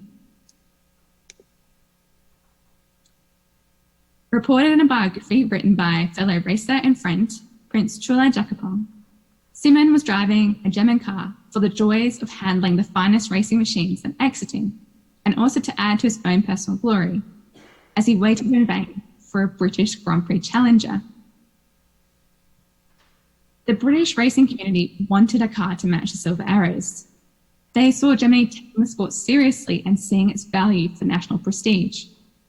For example, this article in Motorsport on the slide asks for an English auto union. It calls for a coordinated effort of British manufacturers to follow in auto union's footsteps and unite under one team. Prestige in comparison to other nations, especially in fields related to technology, would show superiority. One reporter from Speed states, perhaps if it was seen that England was losing her laurels in the records field, it would wake us up to the fact that in these days we cannot afford to ignore any form of achievement upon which rests some sort of prestige. These calls on the British motor racing community highlight the failures of British racing industry and performance abroad. Auto Union also spoke to the magazine The Motor between November 1938 and January of 1939 regarding British Grand Prix racing prospects. In a letter titled The Opinion of Mr. Werner, the director of Auto Union, on the question of building British racing cars dealt with in the magazine The Motor, he regrets that Britain has not been represented at a Grand Prix. For constructing racing cars is, as Werner considers, the foremost of his national duties. At one point he states, in the racing sport, not only the chivalrous combat between man and man is decisive, but of equal importance are his helpers and his tool, the racing car, back of which must stand the intellectual and physical proficiency of the nation. Now, this could possibly link back to the discussion on Rosemeyer needing to physically and mentally fit for the challenges of modernity. Given that Germany did have a successful racing team, were they challenging Britain's efficiency in a motorized conflict? This communication between Auto Union and the British press does raise the question of motive. For the British press, they might have been seeking advice from the premier racing teams in the hopes of eventually racing against them and maybe beating them. But the benefits from Auto Union seem unclear. Another assumption can be that having a British racing team, it would be another team for Germany to beat. After years of civil arrow dominance, other nations were unable to keep up. Having another team to assert dominance over would add to the prestige and national pride in Germany. While politics did interfere with the running of the Grand Prix, the drivers and teams saw a policy of no politics in sport. This aspiration seems hypocritical, especially from the Silver Arrows, who from the past years had been involved in Hitler's motorization plans and propaganda. It does raise the question of choice, though. Did the Silver Arrows want to be involved in politics and the nationalistic propaganda of the regime, or merely race cars for the joys of racing? Motor racing did not occur in a vacuum, independent of the social, political, or cultural changes occurring in the 1930s. Rather, it was reshaped and influenced by the climate of the times. It was not only the sport itself, but the fans, racing community, and drivers, which also adapted to the shifting nature of the sport. As the perception of civilization rested on speeds, motor racing in the 1930s became entangled with politics and the rising tensions of the periods. And that concludes my presentation for today. I just wanted to thank once again the International Motor Racing Research Centre for organising the symposium and making it possible for me to present. Also to Silverstone Interactive Museum and Archive for their research and archives, and obviously to my professor, David Barry. And yeah, for further information or for references or questions, please feel free to contact me. So yeah, that's it. Thank you, Katie.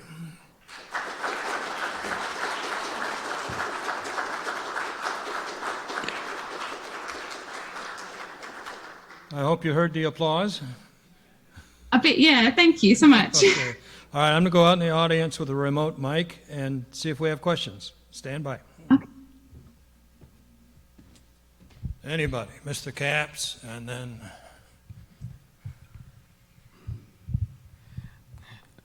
A very nice analysis and interpretation. Would your analysis interpretation shifted if you had looked at it more on the towards comparing with the French or the Italians rather than Great Britain? So I can't really hear it that well.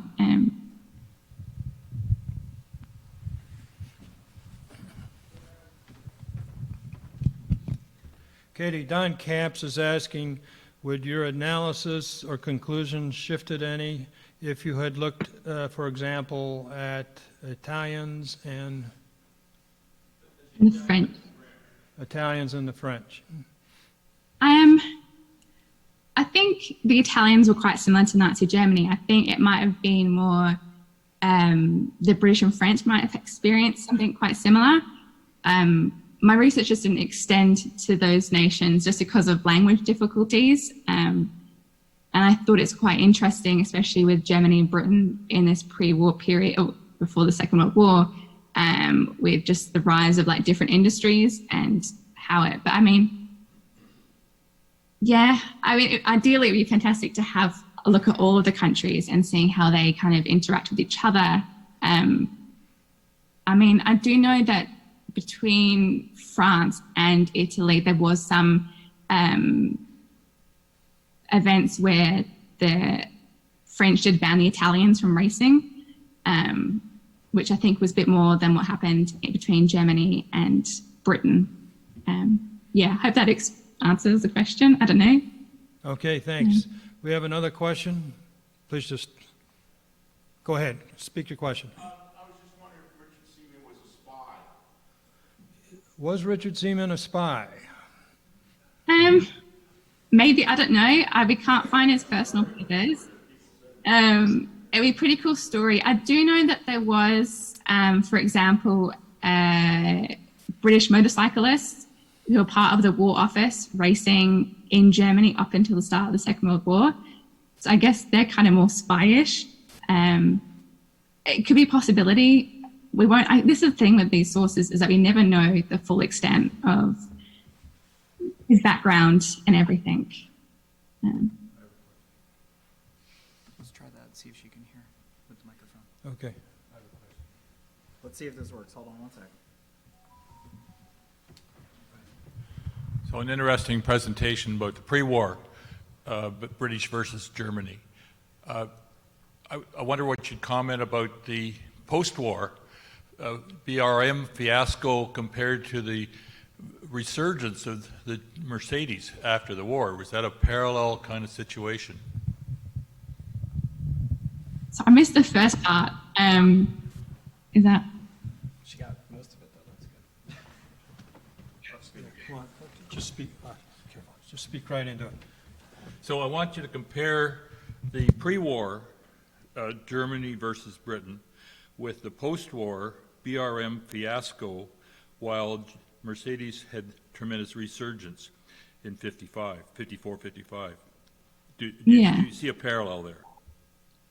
I mean, I haven't really looked in the post-war period at the moment, because this is just one chapter in my PhD thesis. I mean, it'd be an interesting thing to look at. So it's something different to look into. I mean, I don't know. I mean, even looking at, like, obviously German identity changed post-war with the divide between East and West. So that kind of taken a bit of a different political opinions. Yeah, I don't really know, but I'm happy to look into it because it does sound quite fascinating. Yeah. Okay, thanks, Katie. Anyone else? Just a moment, Katie.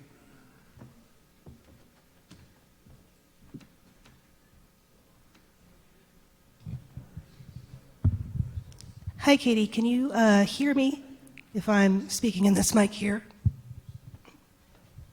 I don't know if she can really hear me. Katie, can you hear the questioner? Okay, she's going to come up to the podium. Folks, we're going to have to do that. Anybody has questions, just walk up here, please. Sorry. Hi, Katie. My name's Lauren Goodman. I actually was doing a lot of research on French Grand Prix driving in the interwar period. So I'm so excited to hear more about the German perspective. In your research, were you finding that Auto Union and Mercedes, were the high-ups real believers in the NSKK and Nazi ideology, or were they kind of doing it because they wanted the money that Hitler had on the table? Do you have any sense of what their feeling was about that? Thanks. I think it was a bit of both, because from the sources that I read, the money really wasn't that much compared to what they needed. And definitely, I did a lot more looking at Auto Union rather than Mercedes, because there are a few books on Mercedes written. So I did like a lot. I went to the Auto Union archives and stuff in Germany, and I think there is a belief in it, and I think it's more accommodating to the regime, because they do offer like their workers time to go to like the rallies and things like that. And I do think they do see it as nationalistic, and I don't know if it's nationalistic in related to Nazism or nationalistic as related to pride in Germany and sort of the rise of German motor racing, especially with like the invention of the car, like showing that's progression to that kind of point. So it's quite hard because, yeah, you'd never know if they're fully supportive of the Nazi regime or they're just kind of doing it. There are certain drivers, and I think a lot of them were more just playing the system, just trying to make the most of it. Especially, I get that feeling with Hans Stuck a bit. I think he's kind of just playing the political power to kind of get what he wants. Richard Seaman really wasn't that supportive of Nazism. He was more just, I'm here to race. It's a bit, you can never really know, but I do think it's more pride in nationalism in Germany rather than supporting fully the Nazi regime. And I think it would be those in the NSKK that were more like supportive of Nazism and seeing that, that's probably the best way I could explain it, but it is definitely something quite interesting to explore. Anyone else?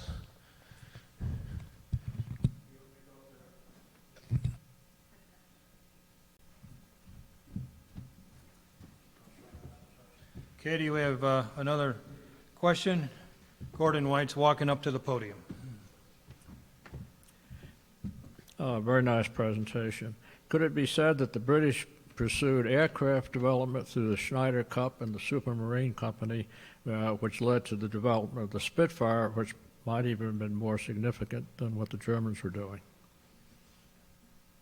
I think that is a possibility. I think they might have just been, looking elsewhere rather than focusing on motor racing. But even you look at like the automobile industry in Britain, it's still kind of increasing in that period. It's just developing those technologies. I don't know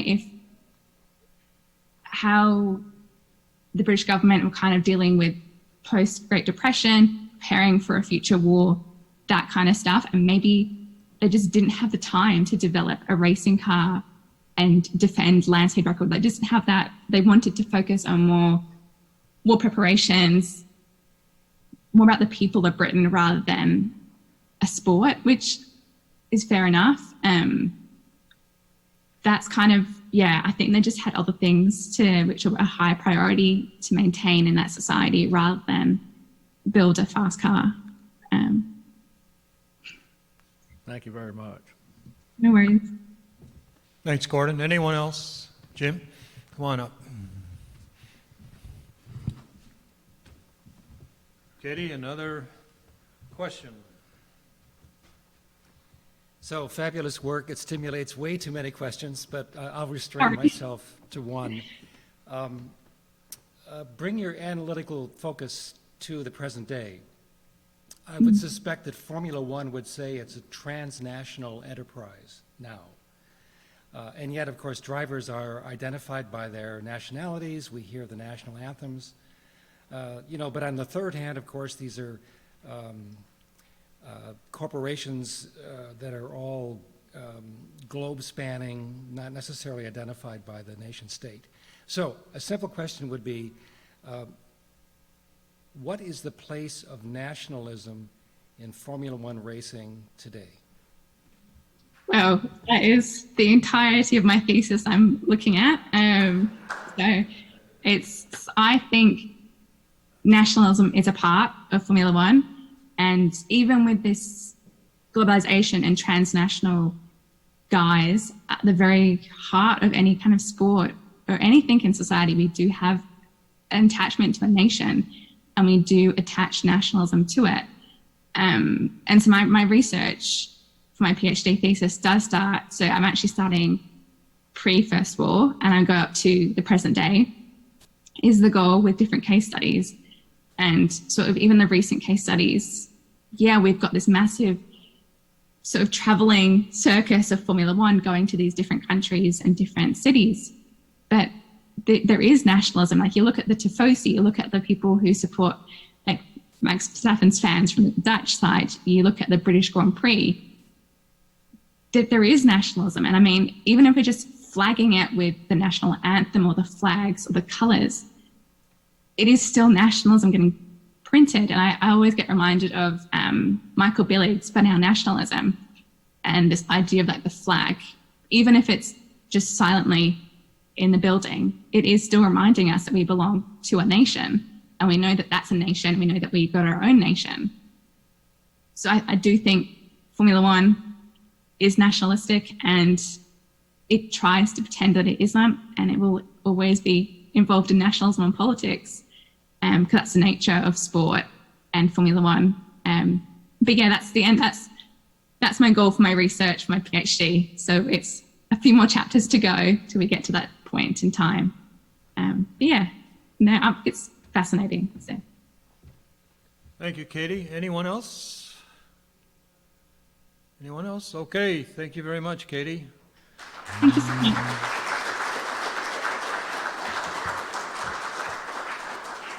And now that it's 11 o'clock at night, 11:15 at night, you can probably call it a day. I think so, definitely, Right. yeah. Thank you so much. Thank you, and we look forward to hearing from you in the future. The symposium or your writings, please keep in touch with us, and we'll keep in touch with you. Yeah, definitely. Please feel free to contact me with any email address. It was on the screen, Right. or contact Yes. one of the. Yeah. While I've been sitting watching, hearing you talk and watching you, I've gotten 2 emails from members at home asking how to contact you. So. Yeah. Great. Yeah. Happy to discuss anything related to motor racing and All nationalism. right. They're both racing guys. So, all right. Thanks again, Katie. You take care. Bye. Bye-bye. Thank you. Cheers. Bye-bye.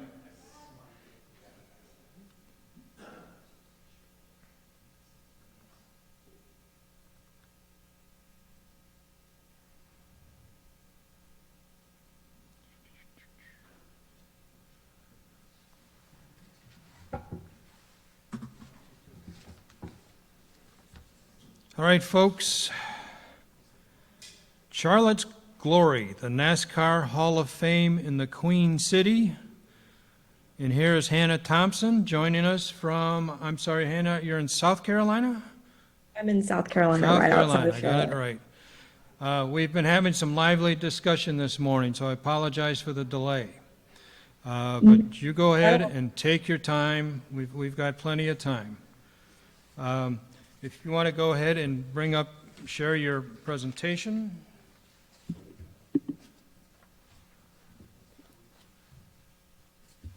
Okay, and there we go. We're all set, Anna. We've got your full screen presentation in front of us here in the hall. Thank you. All right, perfect. Well, first I'd like to start by saying thank you to everyone in Watkins Glen who made it possible for this symposium and this opportunity to present to you from Zoom. So it was race day in 1960. The newly built Charlotte Motor Speedway was beginning to spring to life. Andy Thompson made his way to the pits with his paint cart in tow. He was there to paint the drivers' names and sponsorships onto their stock cars. As a sign painter for Coca-Cola Consolidated in Charlotte, North Carolina by trade, Thompson entered the automobile racing circuit as both an artist and a race fan. As his reputation grew at the track, so did the number of cars he lettered on race day. Bobby Isaac, Buck and Buddy Baker, Fireball Roberts, and Wendell Scott were all names intimately familiar to Thompson, as his personal photos and accounts document. Thompson's artistry was only one of many ties NASCAR had to the city of Charlotte, also known as the Queen City, and his legacy of painting race cars continues to live on through those cars on display in the Glory Road exhibit at the NASCAR Hall of Fame located in the Queen City. Andy Thompson, my grandfather, was one of the thousands of people in the Charlotte area who helped establish the National Association for Stock Car Auto Racing, NASCAR, and whose lives anchored the sport in the city that would become home to its Hall of Fame a half-century later. Despite its role in the development of Charlotte and in the lives of individuals like Thompson, NASCAR has attracted surprisingly limited attention from academic historians. Most of the literature written about the sport focuses on its origins from bootlegging, the illegal production, distribution, and sale of alcohol during the Prohibition era, or early organized racing efforts. In contrast, there is little scholarship that examines the relationship between Charlotte and NASCAR specifically, with primarily local historians such as Tom Hinchett or Heather A. Smith even briefly investigating the relationship. This lack of scholarship and attention to NASCAR within Charlotte is due, at least in part, to the simple fact that historians other than sports historians, such as Dan Pierce and Mark Howe, often marginalize sports history as a pop culture pastime rather than a rigorous academic discipline. I, in turn, seek to place Charlotte as a key player in motorsports, and especially NASCAR history throughout the last half century, and endeavor to answer why it took so long for a NASCAR Hall of Fame to be built. Charlotte's geography was a significant factor in the Queen City becoming a major racing hub, both through its positioning in the United States and through the abundant red clay in the Piedmont area.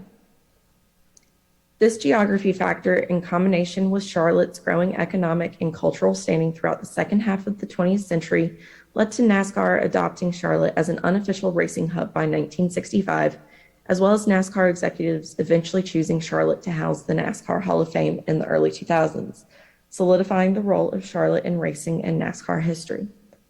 The NASCAR Hall of Fame's position alone testifies to Charlotte's impact on the racing industry and the racing industry's effect on Charlotte, as the Queen City itself, headed by Mayor Pat McCrory at the time, was the group lobbying the hardest for the Hall's seat in Charlotte. The Hall in Charlotte is the only Hall of Fame completely devoted to and licensed by NASCAR. Other Halls of Fame devote themselves to motorsports in general, though they may discuss NASCAR. Additionally, the NASCAR Hall of Fame is the only Hall of Fame located in Charlotte, further speaking to the importance of the motorsports industry to the Queen City. So Charlotte and the state of North Carolina have been dubbed NASCAR Valley by many motorsports fans, journalists, and historians alike. With over 90% of NASCAR teams, as well as pivotal manufacturers such as Holman Moody located within the greater Charlotte metropolitan area, it's safe to say that Charlotte is the beating heart of NASCAR. Now, as a crash course for those who are unfamiliar with why Charlotte in particular houses the majority of race teams, it mostly comes back to geography. When tracks were still dirt and races were just beginning to be sanctioned by one governing body, it was necessary to have red clay. This particular clay was perfect for motorsports, as it compacts down into a hard, slick surface that didn't allow vehicles to sink like the sandy white clay to the east or the black spongy clay to the west. It also allowed for drivers to take turns at faster speeds. Red clay can only be found in a small portion of the country, specifically in the Piedmont that runs through some of the eastern states, primarily Georgia, the Carolinas, and Virginia. Once NASCAR was founded in 1947, it was only natural for teams and parts manufacturers to congregate in one city. Daytona Beach, where NASCAR's executive offices are located, was too small and not central enough for teams to travel around the country easily for races. Auto racing was already a distinctly southern sport due to the abundant red clay, and it was therefore not likely for NASCAR Valley to settle outside of the Piedmont. Charlotte is directly in the center of the eastern seaboard, equidistant between New York City and Miami, and houses 53% of the nation's population within 650 miles. By the 1980s, Charlotte Douglas International Airport had grown into a large, bustling hub. Coupled with the numerous major interstates and highways through and around the Queen City, teams had no issues traveling for races, and it was easy to have parts shipped if the manufacturer wasn't already located in the metropolitan area. There's one more tiny detail that caused Charlotte to unofficially become the heart of NASCAR. Atlanta, which was the original unofficial center of NASCAR, made NASCAR leadership, drivers, and fans angry when Atlanta leadership decided to censor who could race at the city-owned raceway in the late 1940s. In retaliation, NASCAR packed up and made its way to Charlotte, which had fewer qualms about having a stereotypically lower working class population join it, but more on that in a moment. Already a larger mill-centered city, Charlotte did not become a banking center, the second largest in the country and majority middle and upper class until the 1980s, after NASCAR Valley had already been well established. NASCAR is one of the largest industries in North Carolina, despite not being a highly promoted sport by the general public in Charlotte. The greater Charlotte region and Carolinas in general have hosted some of the largest races on the NASCAR Strictly Stock Series calendar and have produced some of the largest sponsors and players in the sport. Sponsors like Firestone Tire and Rubber Company and STP, a motor oil company, found a niche area to test and promote their products. NASCAR was able to create hundreds of jobs through the creation of more and more teams, while being able to put hundreds of thousands of dollars of revenue into local economies each race weekend. Many former NASCAR pros like Rick Hendrick also eventually make their way to owning car dealerships in the Charlotte area, furthering the economic impact to the area. However, there are three main areas that NASCAR has an economic impact on Charlotte: Charlotte Motor Speedway, motorsport-related industries in the Charlotte region, and of course, the NASCAR Hall of Fame. On May 11th, 2010, the NASCAR Hall of Fame opened its doors to the public for the first time.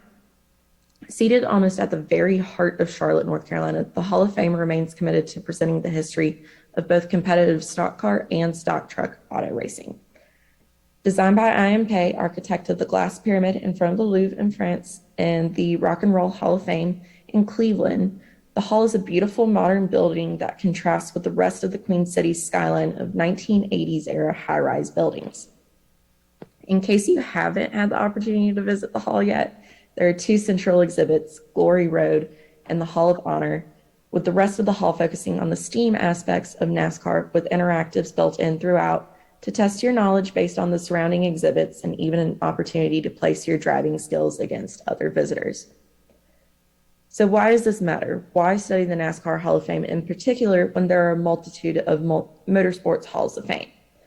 The hall is unique in that it is the only one devoted solely to the commemoration and promotion of NASCAR and not motorsports in general. It is also an interesting case. It is not often that we can study a still young institution like the hall. The last decade has seen a large number of changes for NASCAR and the Hall of Fame, particularly to the induction process and the added emphasis on STEAM education, making it an ideal time to examine the hall and its progress since inception in 2001. When the NASCAR Hall of Fame was first proposed in the early 2000s, there was quite a bit of speculation surrounding where it would be placed. The final three contenders were Charlotte, Atlanta, and Daytona Beach, though Kansas City and Richmond were also considered in the early days. Compared to Atlanta and Daytona, Charlotte may not seem like the most logical place to put the Hall of Fame. However, as I stated earlier, Charlotte had already been dubbed NASCAR Valley decades prior to this announcement due to the high volume of motorsports activity within the area. The proximity of a large international airport and major interstate roadways assisted in placing NASCAR within the Queen City back in the 1960s and earlier days of NASCAR. A 2006 New York Times article noted that Brian France, the chairman of NASCAR at the time, had stated both Atlanta and Charlotte were ideal for the hall, but never mentioned Daytona Beach, most likely due to its limited fan traffic and being off the beaten path, despite being the cradle of the NASCAR organization and within driving distance of other Florida attractions, therefore leaving Atlanta and Charlotte as the last two possible locations for the hall. However, noted motorsports and NASCAR historian Dan Pierce claims that Atlanta lost the bid for the hall in 1945 before a Hall of Fame was even imagined. The event Pierce references is when Atlanta city officials and religious leaders cracked down on who would be allowed to drive in races at Lakewood Park a city-owned raceway following World War II when bootleggers were still prominent drivers, promoters, and mechanics. Additionally, the Atlanta middle class were trying to distance themselves from anything reminiscent of the Southern reputation of being poverty-stricken and majority working-class population. Such stereotypes of NASCAR continue to plague the sport, but this particular instance solidified the fact that Atlanta had, on some level, irreparably harmed its relationship with the NASCAR organization in the mid-1900s. The attempted erasure of Atlanta's bootlegging history by city officials in the 1940s by means of banning former bootleggers from racing led to Atlanta's exclusion as the premier racing hub in the Southeast, as well as the seat for the Hall of Fame. Comparatively, the historic aspect of the positive relationship between Charlotte and NASCAR, the public funding guaranteed by city officials that NASCAR leadership was looking for, and the fact that over 90% of racing teams are also housed in and around the city, all ultimately resulted in NASCAR officials choosing Charlotte for the location of the Hall of Fame, as the officials felt that these reasons spoke to the true history of NASCAR, which is a large factor of the Hall of Fame's purpose. One of the largest factors in choosing a final location for the Hall was which city had the sustainability for the Hall 15, 20, 35 years down the road. All three final contenders had the potential for that sustainability, making them all viable options. However, Atlanta and Charlotte have a slightly higher ability to support the Hall long-term, as they constantly see new construction and new attractions that draw visitors from all over. The majority of fans interviewed at the 2006 Daytona 500 even said they would prefer Charlotte of the three contenders to have the Hall, mainly due to the number of race shops in the area.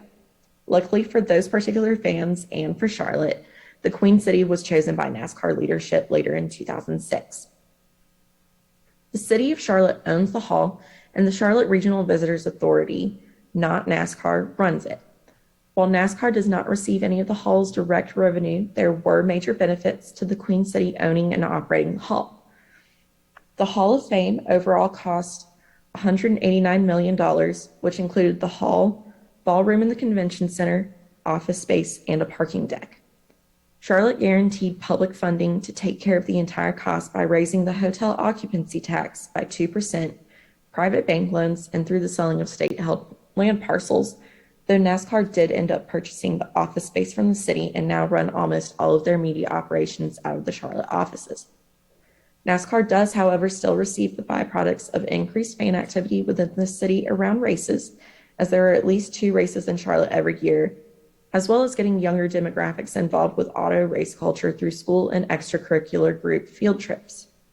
NASCAR also intended for the Hall of Fame to assist in increasing NASCAR's fan base to what it was before Dale Earnhardt's death. Though it is still difficult to gauge pure fan base versus visitors to the Hall, which includes school field trips, non-fan base groups, people using I-77 en route to Florida, travelers coming through Charlotte Douglas International Airport, and visitors to the convention center in the same complex as the Hall. The Hall's mission statement notes that the Hall aims to drive economic impact for the Charlotte region, honor the heritage and history of NASCAR, and cultivate loyalty for both the NASCAR Hall of Fame and NASCAR through delivering a multifaceted experience that is interactive, entertaining, educational, immersive, and engaging. While the statement is worded generally enough to address all audiences, it also aims specifically to create new fans through its third point to cultivate loyalty. NASCAR fan numbers have decreased for a number of reasons, including other, more diverse ways of spending leisure time, growing costs of fuel, lodging, and accommodations, and an aging fan base. Additionally, the tragedy of Earnhardt's death in 2001, as well as other superstar drivers' retirements, caused the fan base to decline after its peak in 2005. The Hall of Fame attempts to supplement the fan base by appealing to those demographics typically not found within the sports fan base. The CRVA, who run the Hall, were gracious enough to give me access to the fiscal reports since 2017, that there was some data from 2015 included in the 2017 report. Despite CRVA claims that visitor numbers have grown over the years, the reports show that visitor numbers have continually been decreasing at a marginal rate. For For reference, the NASCAR Hall of Fame had over 275,000 visitors during its first full year in operation, with the number of visitors coming in second only to the Baseball Hall of Fame in Cooperstown, New York. In 2019, the last full financial year on record for the Hall, there were around 70,000 visitors, if my calculations are correct, though the CRVA is not specific about visitor numbers past the first year or two of the Hall's operation. As a point of reference, other sports Hall of Fames see anywhere from over double to quadruple that number of visitors in a year. However, the first 12 months after the NASCAR Hall of Fame reopened in September 2020 saw over 90,000 visitors, a roughly 35% increase over 2019's visitor numbers. And there is still room for that number to grow. There are almost 150,000 students in the Charlotte-Mecklenburg School District alone, which is where Charlotte and the Hall of Fame are located. For fiscal year 2021, the Hall of Fame saw just under 11,000 students, not exclusively from the Charlotte-Mecklenburg district, with this number continuously declining for the last several years. The pandemic and subsequent innovations museums have had to create because of the pandemic provide potential for the Hall's educational outreach to grow exponentially. Educational outreach and bringing in families as new visitors because of these students is vital to the ongoing sustainability of the museum, which was discussed in 2006 when choosing a final location for the Hall.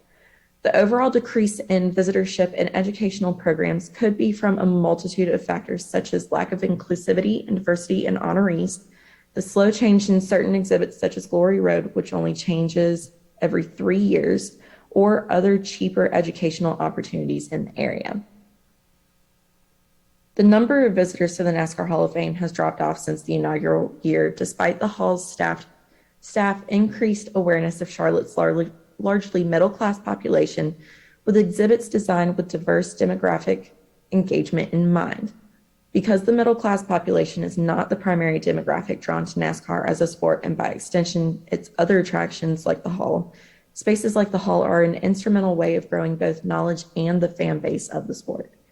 More traditional NASCAR forums like Charlotte Motor Speedway are still a large factor of the economic and cultural impacts of motorsports on Charlotte, but the Hall of Fame reaches demographics that would not feel quite at home at the Speedway due to stereotypes surrounding the sport as a white, Southern, and lower class sport, continuing the original narrative of NASCAR as a working class sport. As of 2004, when this graphic in front of you was printed, there were more than 400, almost 700 by 2012, motorsports-related businesses in the Charlotte region, 90% of NASCAR teams in the Charlotte region, and 2,750 motorsports industry jobs in the Charlotte region. And then there were over 20,000 by 2012, exemplifying exponential growth of the motorsports industry in the Queen City. The majority of these are located in Mooresville and Concord areas where teams are located. Likewise, the motorsports industry in the state of North Carolina in 2003 had 12,292 jobs directly related to the motorsports industry, created 24,406 new jobs in North Carolina, and generated over $5 billion in revenue, a steady figure for at least the last 20 years, with salaries for those in the motorsports industry in the top 3.6% of highest earnings. As the exponential growth of job opportunities in the industry continues to rise, so does the concentration of motorsports businesses within the Charlotte area. Despite this clipping before you being almost 20 years old, there is still a high concentration of motorsports-related businesses, including NASCAR-specific businesses and teams in the same general areas. Some of the teams have moved since 2004, though others have moved into the Charlotte area since. Over the last 5 years, the economic impact of the Hall was at a high with $72 million for the Charlotte area and $39.1 million in direct spending. As of 2019, the museum had a roughly $58.3 million economic impact on the city, with visitors traveling an average of 564 miles to get to the city. In addition, visitors averaged a 3-day overnight trip, with approximately 37% of visitors coming to Charlotte with the primary intention of visiting the Hall. These visitors also averaged an expenditure of $830 per party in the city. Both the direct and indirect economic impact of the hall and motorsports have decreased in recent years. While there is not a singular reason for this, the pandemic hit every industry, including sports and especially manufacturing, hard. The next few years will hopefully see a rise in the economic impact in the Charlotte area, as well as increased visitors and educational outreach, and we can get the numbers back up to what they were at the height in 2018. The impact of the motorsports industry is still astounding and makes one question why native Charlotteans do not laud NASCAR as much as other sports like the Panthers football team or the Hornets basketball team, while city leadership and media do. Part of the answer is the negative connotations and stereotypes surrounding auto racing and its origins, while another is that there are simply other and potentially more engaging ways to utilize leisure time than there were when NASCAR started. The Hall of Fame seeks to remedy these issues by engaging demographics other than those typically associated with NASCAR, by reworking the traditional auto racing and NASCAR narratives through focusing on STEAM aspects of the sport rather than making the Hall all about NASCAR's history. The continuing issue, however, is convincing enough non-fans to visit the Hall and promote NASCAR as just as fun and engaging as other sports like football or baseball. Back to our question of why did it take NASCAR so long to create a Hall of Fame for itself? Unfortunately, there's not one perfect answer that I have been able to find. NASCAR has been represented heavily in other Halls of Fame, such as the International Motorsports Hall of Fame in Talladega, and a vast majority of team shops have their own mini museums attached that fans are welcome to visit throughout the year.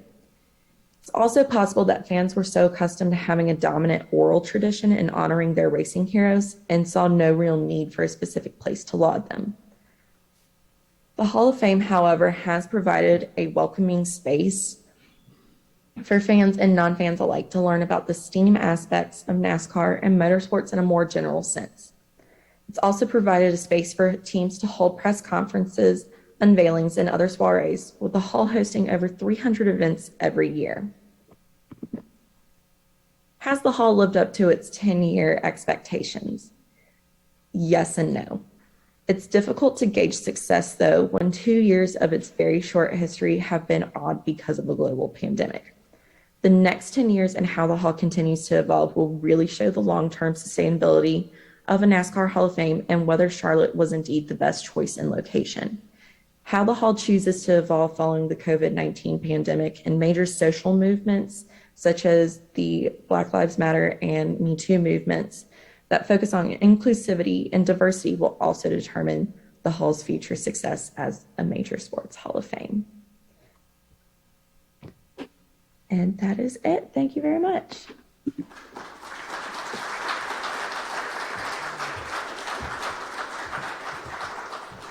Thank you, Hannah. Thank you. Any questions from the audience? Would you mind walking up? Hannah, for the best audio question and answer procedures here, we're having the person asking the questions come up to the podium. So otherwise you're not going to hear it. I'm going to have to repeat it on and on. State your name, please. I'm Tom Schmay. I was Executive Director of the National Sprint Car Hall of Fame and Museum in Knoxville, Iowa for 19 years and then curator for another 9. Our perception at the time that Charlotte was successful in getting the bid was that it was a absolute lowball application, that there was no way that it was financially sustainable. Just sitting here today, I brought up an article in the Charlotte Observer, October 16th, 2019, by Jen Rothacker. The title is "Everybody is Losing Money on the NASCAR Hall of Fame." It talks specifically about the dollars and the deals with NASCAR to waive, some of the revenue. It says right in the article in the Charlotte Observer that the Hall of Fame lost $1 million each year for the first 5 years. Do you know? I mean, you said that it's hard to get those financials now, but even pre-pandemic, do you know what it was losing in a year or what it was making in a year? I do not know the specific numbers. CRVA has been very close-lipped on all of their financial records. I do know that they promote the Hall of Fame as being one of their most successful, take that how you will, endeavors that they run. They run some of the major entertainment centers within the city. I do know that the earlier years they were losing money at the Hall of Fame. It's continued to be a struggle. I think part of that is that it's because the city itself is running the Hall of Fame and it is not a NASCAR run entity. Okay, thank you. Thanks. Anyone else? Anyone else? Okay, Hannah, I think you covered it all. Excellent. Thank you very much. Thank you very much. Thank you again. And I hope next time you can come here in person. So keep us in mind.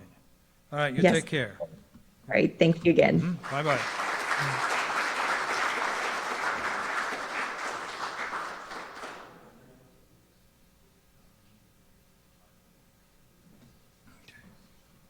All right, folks.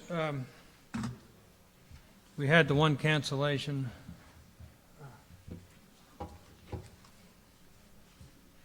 Mackenzie Kirky, was going to speak about organized labor in NASCAR. Earlier this week, he regretfully had to withdraw, circumstances beyond his control. So we hope to see him next year at this event. So we are basically ready for lunch a little bit early. They're not quite set up in there yet, right? Brenda, are we up? We are? Okay. Now, the lunch, folks, keep in mind, like yesterday, the lunch that's here is only for the presenters. That's our carrot that we give them. The rest of you, if you haven't brought lunch, you need to go into town. You've got until 1:30 to get back here. If you're not local and need some suggestions on where to go for lunch that you can get in and out quick and still have something decent to eat, ask any of the IMRC staff, and we'll help you out with that. So please reconvene here at, let's say, 20 or 25 after 1 for Buzz McKinn's keynote speech. Thank you very much. Don, you have something? Okay.